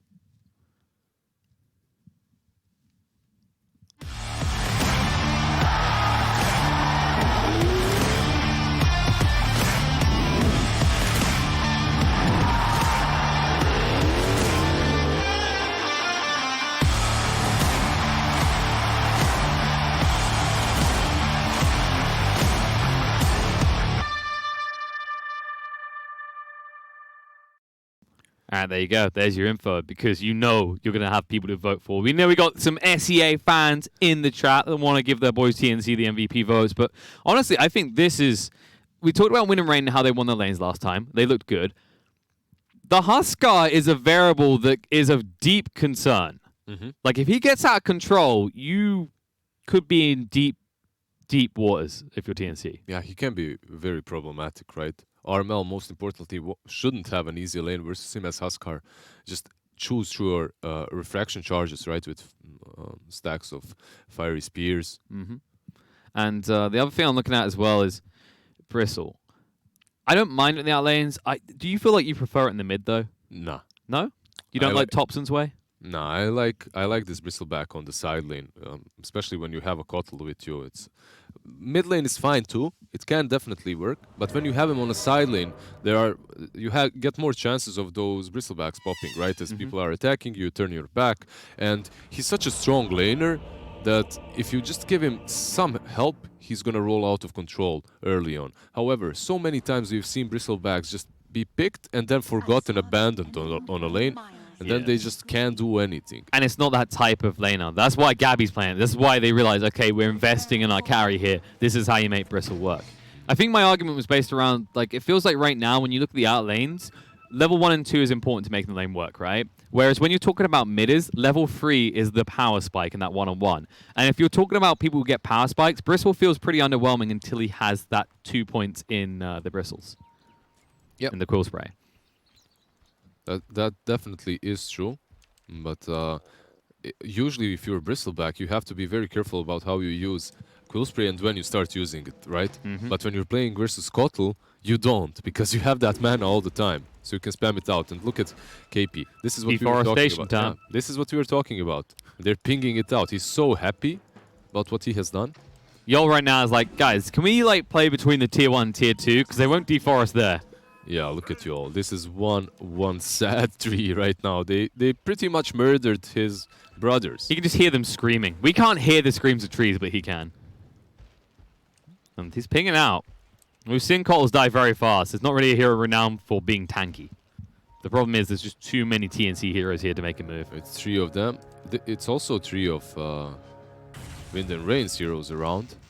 It is indeed, because look at top as well. Both the off laners are moving towards their runes now, but no one's going to take a clear advantage in the top. So, one apiece. Yeah, Boogie is actually going one to be apiece top. Boogie will be playing that safe lane Night Stalker. Right now, it looks like he will be left all alone. This favors the Beastmaster though, right? Like your attack speed is too slow if you're the Night Stalker. I mean, especially during the day, right? Like maybe later on in the game, Night Stalker gets some advantage, but early on, Beastmaster definitely wins 1v1. And the scary part is, even as you get to the nighttime, actually, he's going to have enough attack speed to match up. Bot lane, March. One more hit. One hit. Salve Maybe Salve, though. Nikwa doesn't have the Thunder Strike. Yeah, he wanted to break the Salve at least, but didn't manage to. And we'll have a try action here on the bottom lane. And meanwhile, the mid lane, Armel actually doing okay on the first wave. Definitely taking a lot of harassment for it, though. A bit later, it becomes more difficult, I think, as you don't even have refraction to work with early on, so it doesn't even matter that he's hitting you with the spears. In fact, Wish is... Look at the amount of damage he's tanking here, because he took the whole wave. He's a ranged hero after all, despite the deception of being strength. Yeah, he will farm under the tower, though, so overall, he should get some CS there. And he'll win easily, Liz. Look at his item build. We know how this works. 3 bracers, armlet, of course he is. Bottom lane is probably the most interesting lane that in this game at least, as we'll have a tri-lane on tri-lane. Teams pulling, meanwhile March just protecting Gabby from any aggression. Once March gets that level 2, this lane is pretty much impossible to take down. You can't kill Bristleback because of that blinding light. But they can kill you. They can push you back. And once Gabby gets level 3, I wouldn't be surprised if TNC starts killing Wind and Rain. We'll see. Wind and Rain, they get some power spike on level 2, right? You'll have Leech Seed, you'll have Glimpse perhaps, or maybe Kinetic Field. It's not like they're useless too on this lane. No, definitely not. Mid lane Wish took so much damage. Yeah, he goes on the tower. He has got the South though. He's just trying to pressure Armel, make sure TA doesn't have an easy time. Actually finds a region too. Him on the top lane. KP has a slight lead, but Boogie's doing not too bad on the CS. 8-0 compared to the 11-2. On the bottom lane, Gabby getting pretty low here, but it is a Bristleback, and he's spamming you with quill sprays, so you should chill. It's definitely. Although you do have your sticks. It's one of those awkward scenarios where if they don't run the tri-lane, well, it's still a Bristleback, so we get plenty of stick charges. And you can already see Tim's. He did pull on the mid lane to stack for Armel, and now he's just slowly making his way up to top. Yeah, he definitely didn't find any experience on the bottom lane. Extremely underleveled. Extremely underleveled, only level 1 as a Phoenix. It's not really where you want to be. The thing about Phoenix is, if you're playing him as a support, you need to get as much experience as soon as possible. That's where his strength lies. Once you hit that level 6, and not even 6, but 12. 12 is your power spike on Phoenix, pretty much. You need that level 2 egg. Before that, you're good, but not perfect. Tim's has proven that he can turn himself into a 4th core, though. We saw that last game from him. So it wouldn't be surprising if eventually they just make space for him to actually recover and get a crap ton of XP. And that's what they needed, right? They needed the level 2 on Kotl so that he can protect Bristleback, and instantly after that, Phoenix rotates towards top to pressure the Night Stalker. And maybe because of this pressure on top lane, now Wind and Rain are going to be forced to send someone there too. I just love this. Yol has one tree to play with here. It's like they left it on purpose. It's like, you can stay here. where we know that you'll be, you can stand and chill there. It's like, look at his sentry as well. It's like, well, this is great, Yol, but maybe he's going to be the one that rotates top just because he's out of trees, and he does. To the lane with the guy who can cut all his trees, and already has started doing it too. I don't know. He won't meet any better scenario on the top lane. At least not when it comes to trees. It feels like one of those depressing games where you totally forget that this is a thing, and you pick the tree and you go, oh. It's kind of like when you watch someone pick an invis hero and then your opponents pick like Slaughter or a Bounty Hunter. It's like, whoops. All in all though, Neferet, top of the CS chart, he's having the time of his life. He's like, this is great, all these trees are gone, no one can try and sneak up on me or gank me. Neferet is doing well. Gabby on the bristleback, not as much. 10 CS behind, but he's in the game. Yeah, he hasn't been shut down completely. And I think that's really important for him, because eventually he becomes this beast on the bristleback that you just cannot kill. As long as he's not suffering early on. Yes, it's a hero that feels weak in the first few levels, so you don't expect him to take a lead, especially when you've got one of the more powerful nukers in the game at level 1, which is the Disruptor. Rune's coming up in 5 seconds. Wind and Rain positioning for the bot ones, and you can already see TNC in position for the top. Yo, he might be in problems on the top lane. No trees. And KP, he could deforest here. It's hard throwing axes. You know, he's an Australian. He mastered the way to make it come back to him. And sadly, you have to do that at an angle. And the South gets cancelled as well. I don't know if dead. he even lives here. First blood. Boogie gets it. Just in time for night as well. Tims, he's trying to punish this. We'll find Yol. Leech Seed. Nope. Tims? Maybe he can... No, he can't. There's no mana. I mean, yeah. I thought maybe Phoenix, but he's only level 2. So he couldn't really do a whole lot there. And meanwhile, Bloodseeker going crazy on that bottom lane, senses blood, and just attacks the Bristleback. That's why he's this low, but then again, you can't really take down Bristleback. 900 HP already. He's got his braces. He's got more braces on the way. Speaking of braces, let's check in with the mid lane, where Wish has already got 3 online, and Armel has become a jungler. He's been in the jungle. He's been calling jungle his home for the last 2 minutes, I believe. Wish got that 4-minute rune double damage. But Tia couldn't do anything. Bristle, the quills. The Blood Rage is actually healing him up because of that. That just saved his life. Boogie is still on pursuit. Boogie, back up. Gabby, there's the Blood Rage. Gets him low again. One quill will kill him. Blind Light gets him away. In the meantime, Disruptor does go down a much. And there we go. The Void gets Gabby. Later on, this Night Stalker is going to pose a problem versus Bristle too, because of his Crippling Fear, right? Because of Crippling Fear, and when you fly over that Bristle, he won't be able to spam out the... And when do you ever hear Bristle say, I'm building BKB?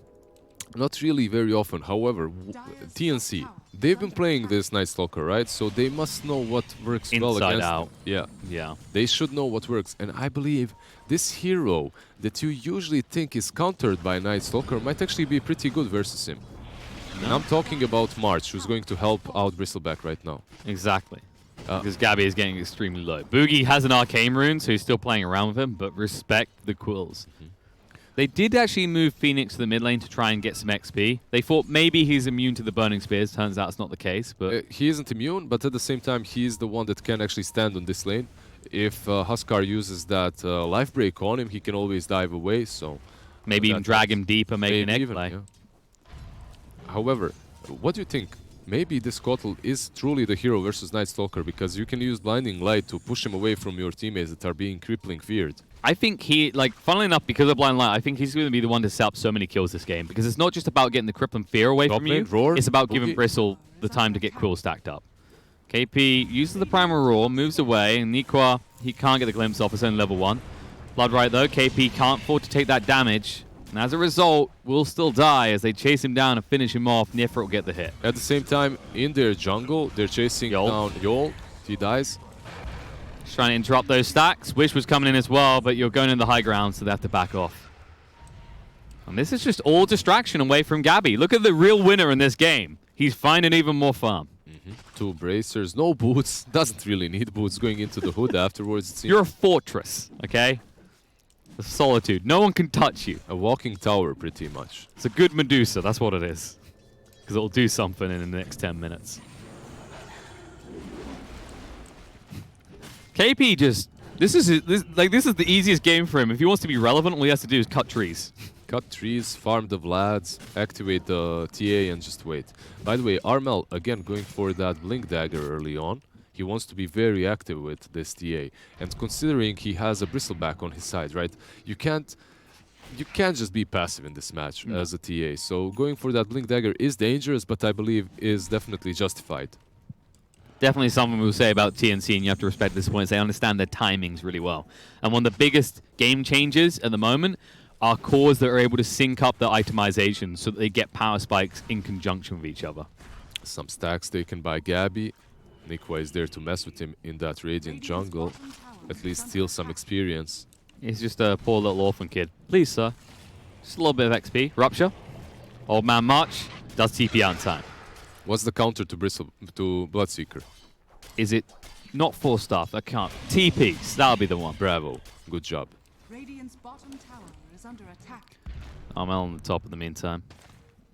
Just wasting their time. And this is nighttime, but Boogie isn't able to make any more plays. Not bad, though. 2-0-1 at the 10-minute mark.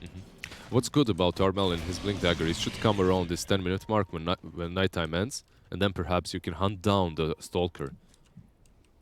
The question is, are you able to deal that aggression with Wind and Rain? Because Wish isn't near the armlet just yet, and Disruptor is only level 4. So it's not like he's going to have the Static Storm to punish your over-aggression. With 1 tome, though. It's 4 and, almost 5, so 1 tome should get him there. This camp should get him there. It's pretty much on both sides. You have Phoenix getting that 6 even without the tome. And March as well. He'll be able to eat a tome to get up to 6. So then you're looking at the Trin, who is level 4 as well. I think you can pretty much take a good fight if you are TNC once your supports are 6. Top lane Armel already wants to fight though. Dark Ascension. Armel will turn on them. Yol down to half HP already. Trying to get the side blades through. Reinforcements are coming. KP, Primal Roar out. Boogie, that's his Dark Ascension and he dies in it. And Yol will escape, but the damage is done there. That's very, very unfortunate for Boogie as he dies while using that nighttime for the first time after minute 10. And now Armel has a Blink Dagger as well. Yep. That was the gold he needed. Perfect. He was on 2,000 gold, gets just enough. And they also defend mid. They defended from this Huskar that was attacking. So these two supports covering each other's asses just defend the tier 1 on the mid lane. They work together. They're like, look, if we pool resources, we can become the 4th core together. All right. I mean, when you're playing versus a Huskar that's this fat, you have to stay together. Or else he's gonna feast on you. A little bit of communist laning. I mean, you say he's fat, but look at this. Actually, Armel surpassed him. 1,000 gold ahead. You're gonna have to start making plays with this Huskar soon. Plays might happen bot though. Tim's, he's TP down here. They saw his port though. No, they can't hit the blood right. That should be obvious to Tim's that someone has vision on him, and he doesn't see a Tream right now. They could get him though. Nikwa is okay. KP, has he ever extended here? It looks like it. The Void. He could just go for. Okay, he doesn't even need a TP. They ping him out now, but he's gonna bang his drums. Is anyone gonna TP perhaps? Nope. He can just run down mid again. They do lose the tier 1 on the bottom lane, but it's really good that KP survives there. No one wanted to use his port to go and help them. I believe Disruptor could have done it. He'll bang his drums and Huskar will come towards the mid lane where he's already beginning the push and putting the pressure on that tier 1. KP is having actually quite a large impact so far in this game. I think what we should look out for is the combination of Phoenix, Kotl, TA, right? You have the egg into Will-O-Wisp, into Armel blinking in and dishing out the necessary damage. This team fight on both sides is quite significant. Yeah, like on one side you have what we already mentioned, on the other you have Treant, you have Disruptor, you have Bloodright, Like there's potential on both sides to see some really major team fights happening in this game. Rupture. A team fight, but a fight nonetheless. Tims will go for the Uber counter to the Nephrit. This is so sad. Like you use Rupture, someone just TPs away. It's like why even skill it? It's the worst feeling when you're a position 1 Bloodseeker, I swear. You need some follow-up. When you're any hero who has no stun, right? You're like, got him. Nope, he's just TPing. Yeah. So but you feel like a god when it's 3 heroes on top of you, right? You're like, all right, I'm just going to TP out right now. Next time he does that, he should make sure that Treant is a bit closer, that Yol with his tree is there to follow up, or at least Disruptor with Glimpse, right? And Yol is doing a good job keeping tabs on TNC. You can see that he's very deep inside their base. Nephrit, however. Well, he's doing a good job keeping vision on, but he didn't have vision on the bot lane. They did actually drop the Ignis there. A little bit overkill, but better to be safe than sorry.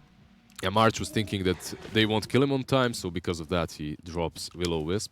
I think it's really good that Tims is getting these kills as well. If you click on Phoenix, you can see that he's getting really close to Vessel, and that Vessel is a major game changer in this match because you use it versus Bloodseeker, you use it versus Huskar. It just changes the way they have to play, and you see Wish already queuing up that BKB.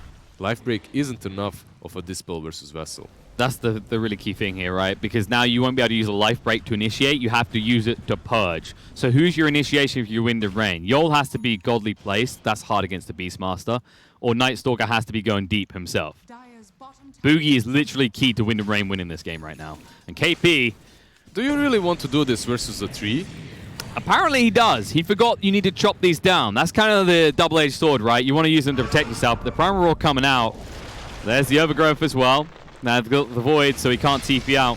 Yeah, but look at that. 4 heroes are forced to go top lane just to get that kill on KP. And this Dark Ascension hasn't been wasted. Not only do they get the kill, but it should pour into the next night, into the 15-minute mark, right? So this is always the best timing, pretty much, to use that Dark Ascension. Especially if you can get the kill with it as well. Well, they're moving towards the mid lane as the night time is about to break. And come in, Life Break forward. Gabby doesn't care. Rupture, Sunray. It's a Bristle. What do you want from me? Blood Right will sidestep. Okay, damaging. Get him low. He's confident about this. They're going to jump in. The Egg's going to go down. Static Storm used. We'll be able to get the kill. They give over the Egg as well. They jump the gun and TNC get punished for it. KP chased on 2 net. Already used the Primal Roar. It is indeed nighttime, which means it's fight time as Boogie gives them vision for another kill, and they can take the tier 1 tower as well. Yeah, Nikwa was also chasing on the right side, trying to get some more, maybe Kotal, maybe TA, but no glimpse, and Static Storm didn't connect. That's the problem. With that Phoenix, you're level 9 only. You need 12 to use your egg that aggressively. And also, they had 0 stuns there. We talked about March and his Will-O-Wisp that enabled them to kill that Bloodseeker, or was an overkill. He didn't even use it. He didn't have it in that last fight. And because of that, that egg just dies so fast. And now he'll put down his Ignis. They try to jump in. Egg is still in the hands of Wish, and Armel now committed in a way he doesn't want to be. Blood Right as well.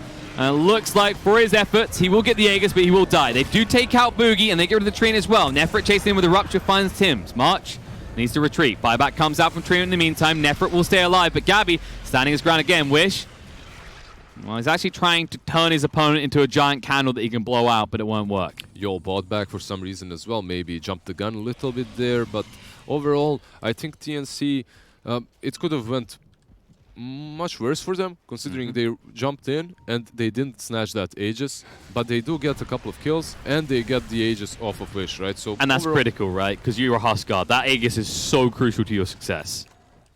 I think we saw it from Wind and Rain yesterday, where it was similar to the previous game. They kept getting these Aegises and then losing them straight away. So, who has the advantage now that you're in this Aegisless scenario? Do you like TNC for the next 2-3 minutes?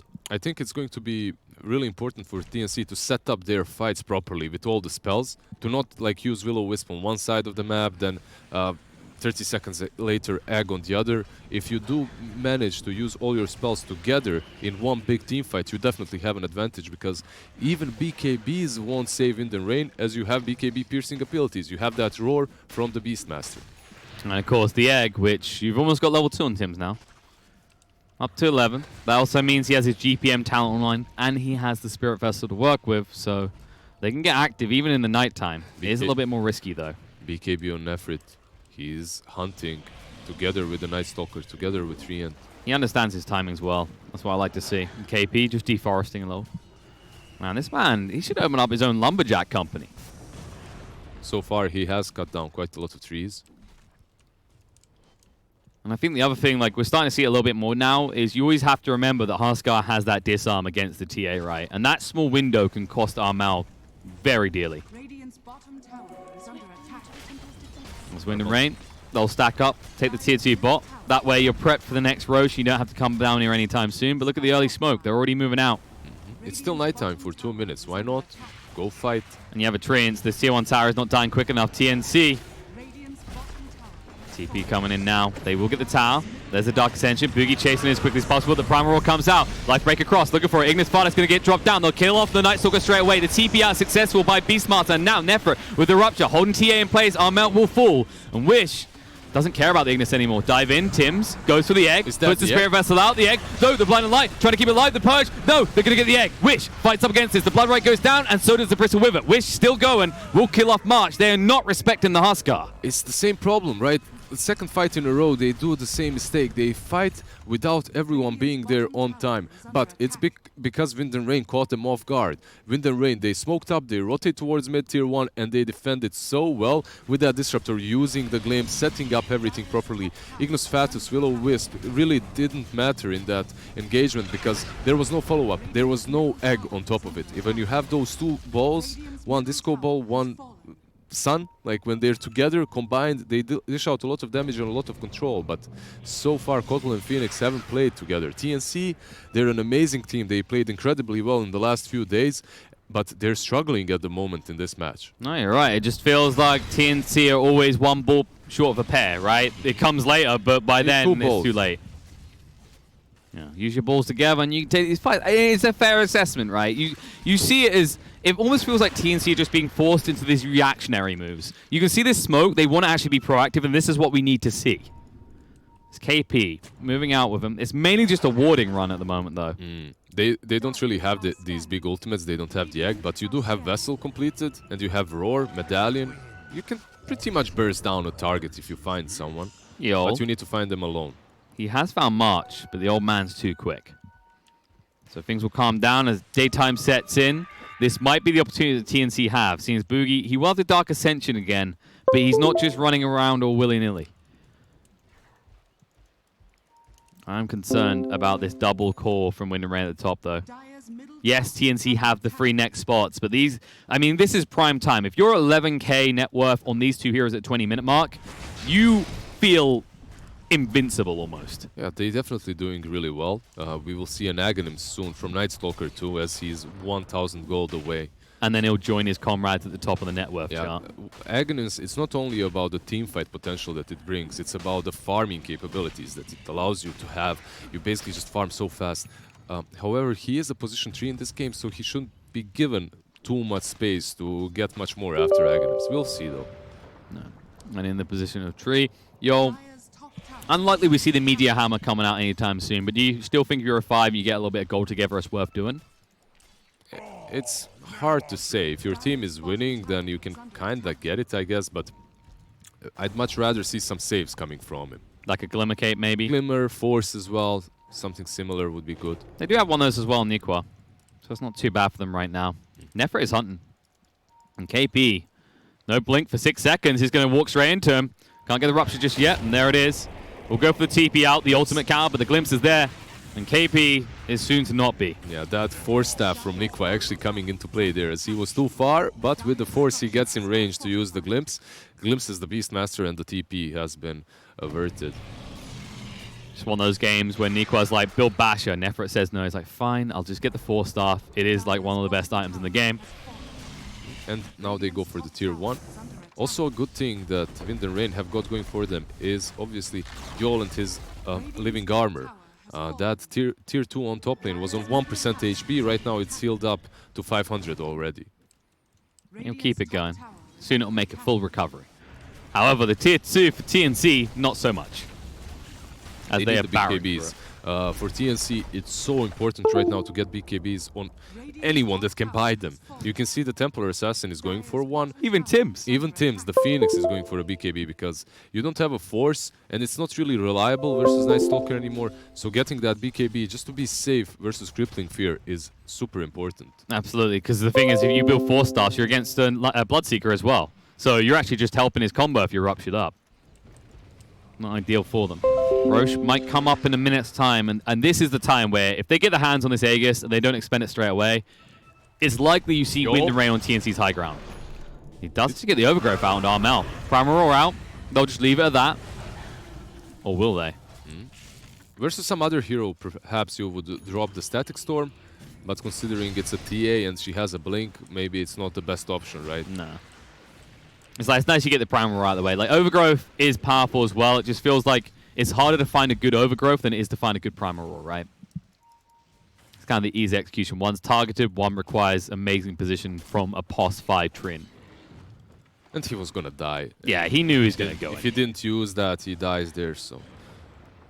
Uses overgrowth, takes some more time off of them.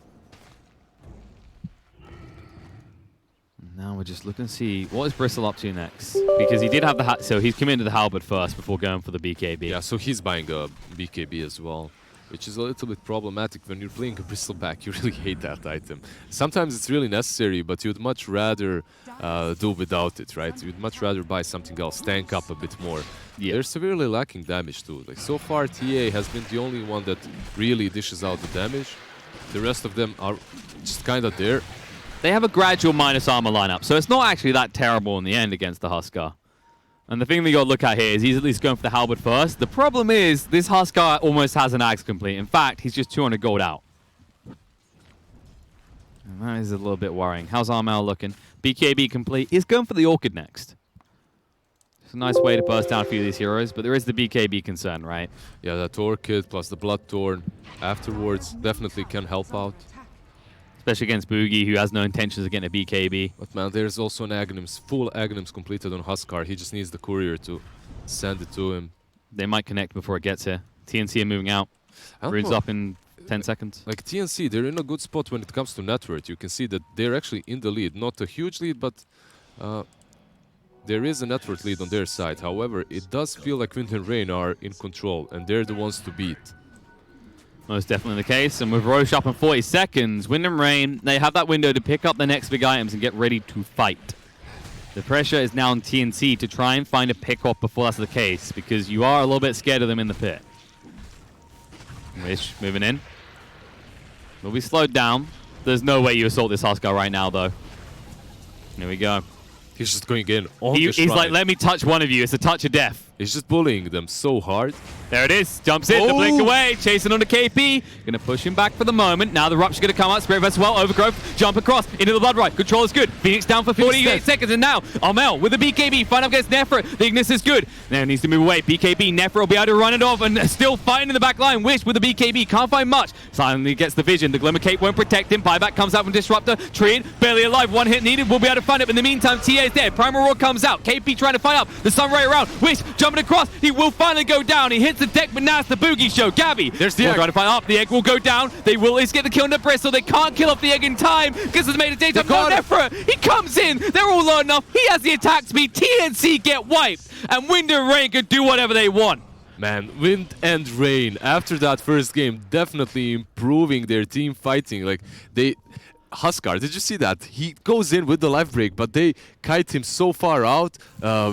Beastmaster, he blinks behind the tier 2 even. But Huskar doesn't care. He's a beast. He stands, he fights on. He's fighting under Ignis Fatuus too, under Will-O-Wisp, because he does have that BKB to work with. I think one of the biggest mistakes from TNC in that teamfight is Tim's dying instantly without using the attack. He could have used it, but he was afraid that the egg is just gonna die instantly. In the end, he buybacks, he comes back into the fight, but his egg simply does nothing. They need to combo their spells. They need to use Will-O-Wisp and the egg at the same time.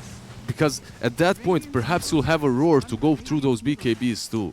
And it's the stagger delay, and it literally shows you the way that Wind and Rain's draft completely transitions, right? We kept talking about the Huskar and how he is so threatening, but you've reached a point now. Look at the Bloodseeker's net worth. It doesn't matter if you kill Huskar. Huskar is dead, long live the carry.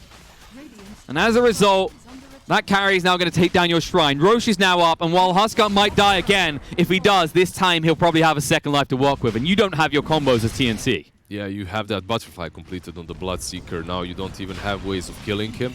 There's some AoE damage, there's Phoenix obviously, but once he pops his BKB, you're not taking Bloodseeker down. They go into the pit. Now the Rupture's going to come out. Gabby will just stand there. He likes doing this a lot. We'll move away. Wish wants to fight. He is up in the high ground, but you do have that second life to work with. Blood Right to zone them away. The Prowler could be annoying. He's just doing the same thing like before. Yep. Move uphill on his own. It's like we've done this before. Are we doing a repeat of the last fight list? We might be. There's Glimpse. Armel.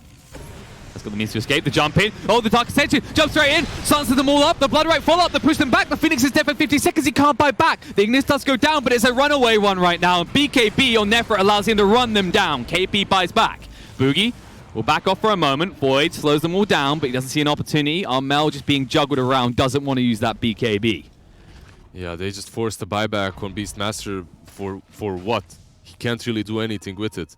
The only benefit of it is trying to defend this high ground, right? And what did you get out of them? Nothing. Nothing. You didn't even take the Aegis from the Huskar. All the cheese. And the way they initiate, it's so easy. It's not like they're doing some master plans, right? It's not like some smoke, creep up behind them, attack them from the sides. No, they just run at them. And the difficulty that TNC is facing right now is Glimpse, right? You have Aetherland's Force Disruptor. It's so easy for Nikwa to find a target. He's already looking for more.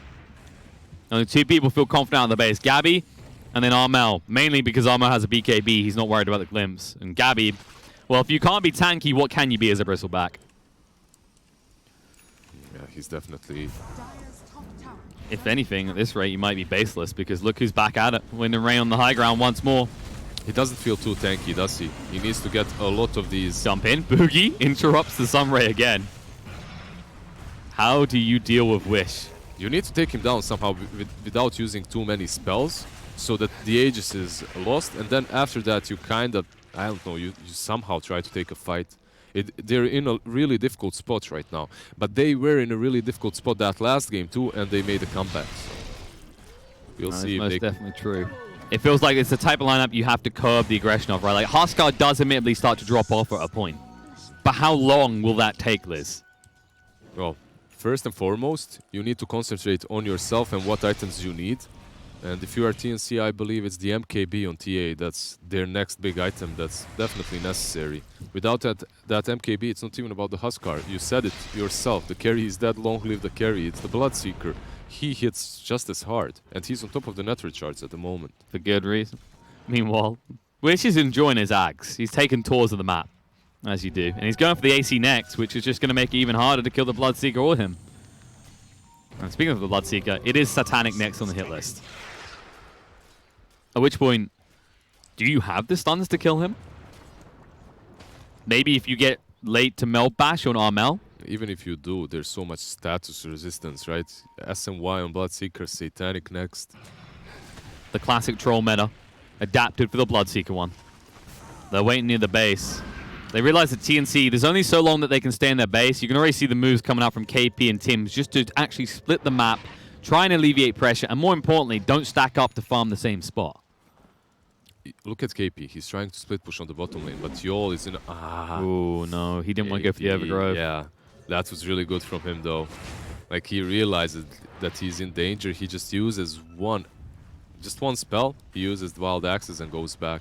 And the problem was that they had long TBs, so it's not like they could have got Boogie there in time. It's about Nikwa, right? He's pretty much the most important one. If he's in range for that glimpse, you can't escape unless you have BKB. Most definitely. Now smoke coming out. Wind and Rain want to keep up this aggression. See if they can actually do anything with it. They still have that Aegis, and they still have a minute left. They're going to have to do something soon if they want to actually maximize its use, though. And TNC have managed to re-secure control of their high ground near the Roche pit, so it won't be an easy climb in by Wind and Rain unless they find the back door open. Boogie moving in. Dark Ascension activated. Doesn't know what he's going to be looking for at the moment, but he will see it now with the glimpse back. Gives the vision on to Gabby, the big target. Life break in. Wish getting pretty low, but not low enough. The disarm's going to come out. Now the blind light to try and protect his life, but it's too late. The Overgrowth, everything thrown at him. He's going to start to heal up. Brings down the tree, but not enough. Bristle dead, and so is the Keeper of the Light with him. He does have buyback, but Kotal does not. And because of that, they might just go high ground right now. Melee Rax is on the mid lane. They're the ones... Nah, that's not enough gold. Armel was trying to get the gold from the tower to maybe give buyback to the Cole.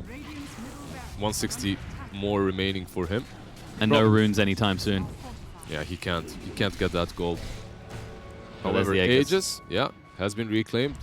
That might force them back, and it seems like it will. Even though they're 4 versus 3, you don't want to risk the buyback and suddenly they turn the game somehow. They are getting their items, though, on the side of TNC. You can see that there's a BKB on Phoenix. That MKB that we talked about on TA has also been completed. That's a big one. Bristleback definitely needs his BKB. Like, if you're a Bristleback, you shouldn't be the one that just dies instantly. Yeah, this life break, the burns, all of it are just destroying him. And it's great you got this disarm, but there's a disarm in return as well.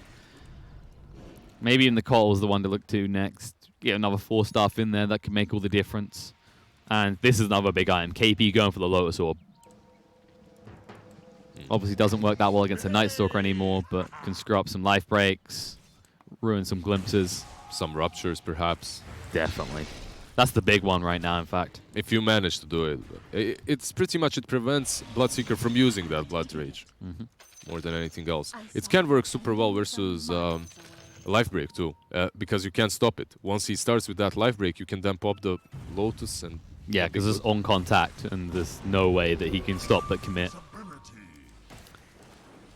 But it is a minute and a half minimum until the next Roche. And you know Wind and Rain. That is the win condition right now. TNC, as you said, the items are coming online. I don't think you can let him get this one for free, Liz. This is a game-ending type of Vegas. Definitely, and one good thing for TNC is the fact that they fight really well around Roche. You have Phoenix, you have Kotal. These guys are amazing around Roche. Plus, you will have a lot of vision from Hawks. That's been a big highlight of what Wind and Rain have been doing this game. They've been forcing fights away from the pit, so you're not always able to get the maximum value out of that Egg Ignis combo. They've been forcing fights everywhere, actually. This is true. They've just been forcing fights, and it worked out for them. They have this lineup with the Huskar that allows them to do that. Yol is bot, maybe forcing a fight. Not enough damage to Korea. Oh, they're coming, though. They are indeed. Disarm's going to go out. Ignis is going to be there as well. Overgrowth follow-up. They're already bound through one. Buyback comes out with Treat. BKB, but Huskar, he's stunned up for so long, trying to fight up against it. It's going to eat the cheese in time. Needs to jump away with the life break. Get out of range of the egg. It does go pop, but it doesn't stun him up. Now they need to retreat. Nephro on the back line. Finds March. We'll bring him down first. Chase through, looking for more. Armel, drag back with the glimpse. He'll look for the TP out, but he won't get it. They hit him up with the Void, and they will kill off the Templar Assassin. Another good fight. You do have buyback on the TA, though. That's an amazing fight by Wind and Rain, and it just shows how strong they are, because even though TNC, they set up everything properly, it was their plan, and it's the first time that they utilized everything that they had in a single team fight. The Roar, the Will-O-Wisp, and the Egg were used, but it didn't matter. Also, they put Gabby there to bait, and he baited well. And it was only 2 members of Wind and Rain fighting them initially, but it still didn't matter because the Huskar was too strong. I believe he had Cheese there at T8, right? Yeah, he got it off just in time. Exactly, and then he just turns with a BKB, and if you're TNC, you have to run. 3 of them do survive, but TA does die. And credit to Yol. All right, he tried for that Korea. It looked like a slip-up, but they turn it around as a team so quickly. And Wind and Rain, they're back in that base. 40 seconds out of the TA. If you force the buyback, you're happy with that, and you're back off, but... I mean, you don't even have to. Once you force the buyback, do you really run? They have pretty much no ultimates but Roar. Let's see. Probably you go back, though. Well, back off a little bit. They respect Gabby. It is a bristle after all. This hero tends to sneak up on you. But not enough that he's not going back in. They're going to move him. The Void's going to be there. Blood Right slows them down long enough that who are going to get silenced up. They move in. They find KP. Static Storm down. Bristle back. Protected by the Glimmer Cape. Holding on to that BKB charge. It is important. The buyback comes out from KP, though. They got TA in 10 seconds, but they haven't got immediately racks in the bot. Yeah. And Wind and Rain are out. They're 2 sides up. They didn't force the buyback from the TA, but Wind and Rain, they got what they came for, and they're happy with it. Well, Yol still is around there, but he will TP away. I mean, if anything, you're just as happy because, yes, Armel's buyback is huge, but KP is a big enabler here, and you've seen how much they rely on the Primal Roars to start these fights. If he dies, maybe their hopes of winning this game and keeping a clean sheet, too, will go down. Yeah, that's why they smoke up instantly and into the pit. This could be good. This could be huge. It's Aghanims. Look how quick it's going down. Yeah, it's almost dead. Dark Ascension, Wind and Rain, trying to move him right now. Boogie has the Crep and Fear, will move in. Ignis goes down. Gabby does get the Aegis, though. Boogie pushed away. They activate their BKBs, and TNC will look to retreat. They finally pull one back. Aegis actually taken by Phoenix, Boogie. It seems. Boogie's going in. He goes hands on the cheese again. The BKB is going to go pretty deep. The egg is going to come out now. He's going to turn his attention towards it. Up goes the egg, but not in a good way. It's gone. Cole down as well. Moving across, looking for more. Buy back out for the Phoenix. KP is dead. He's a dieback, though. Gabby trying to fight up against this. BKB is already used. He's gone down once. They're going to surround him. They have the life break. They have everything they need. They've got Static Storm as well. They'll throw it down the side to stop the reinforcements. Can't stop. Bristol trying to move away. Looking at Neequan. The Static Storm's going to go down now. Trying to move away. Sunray is going to be cancelled. Neequan might just about live, but will Phoenix moves away in time. Disrupted down for 100 seconds, and Tim's barely escaping alive. There's no buyback on the Beastmaster, and the Phoenix has died back now. Oh. Yeah, Wish just with the spear damage takes him down. and now you're in a pickle. 3 versus 3, but man, out of the 3 you could have chosen, make that 4. There's the buyback. Disruptor goes, wait. Wind and Rain That's a win. do look much stronger, but they had some mistakes there, TNC. They've been playing really well in the first series. The second series is a bit rougher. They're playing versus a Huskar, but in this team fight, they Oh, going low. Wish being chased onto by Armel right now, but he's going to be able to give the cheese and eat it up in time. Armel in trouble himself. BKB silenced up and dead though, and it looks like it might be Wind and Rain's time to shine. TNC hunted down, looking for more. BKB won't be needed. They'll find the kill under the Bristle. They'll wipe them down here. Buyback comes out from Bristle. The last hope for TNC to hold. But they'll jump in again. They'll push him away. They're looking at the tier 4s. They know they can end this game. The glyph's going to be used.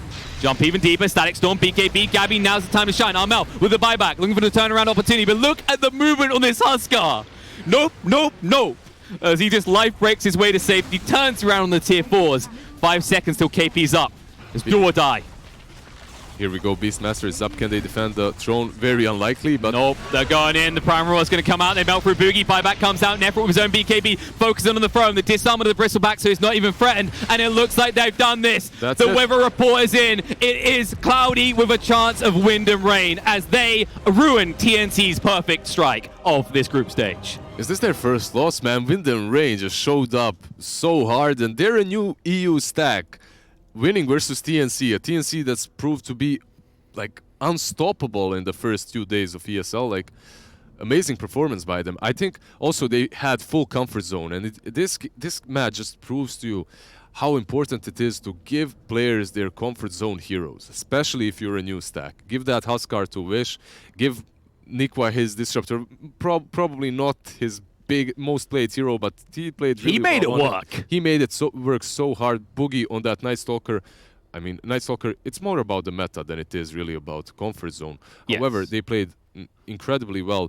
Those AoE silences, TNC, they struggle too hard against them. The issue is, like, you're playing versus AoE silence, you want to get BKBs, right, versus Night Stalker. But once you get BKBs, there's Yol with Overgrowth, so he messes you up super hard. That last team fight too, Teams he takes Aghanims from Roshan, he uses it there, and he expects, because they BKB'd, he expects Beastmaster to pop in and use his Roar.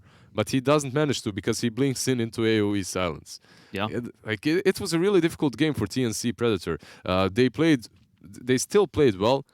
They had some missed opportunities, and I believe the place where they could have improved in this match is a usage of spells. Like they could have used big ultis together. Early on in the game, they wasted a couple of Supernovas, they wasted a couple of Will-O-Wisp, and because of that, Wind and Rain just took advantage and ran off with it. Yeah, there was definitely an opportunity for TNC early on. I think the other thing, you mentioned the big ultimates.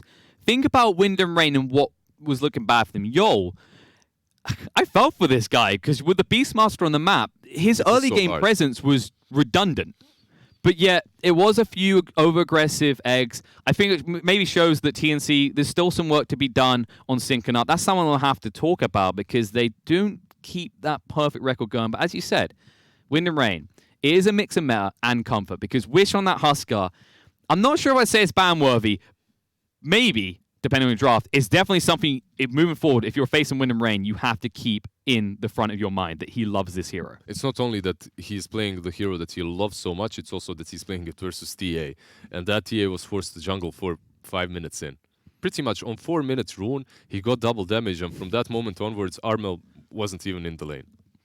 The mid lane decided by a rune. How could that ever happen, Liz? Yeah, like I never saw that before, right? Nah, it doesn't happen. It doesn't happen at all. But what did happen is TNC's streak comes to an end. They are still going to finish top. There's no doubt about that. But Wind and Rain, they're putting some question marks in your books. You had your notes down. You knew who the favorites were. But Wind and Rain, they're this wild card that you just can't write off.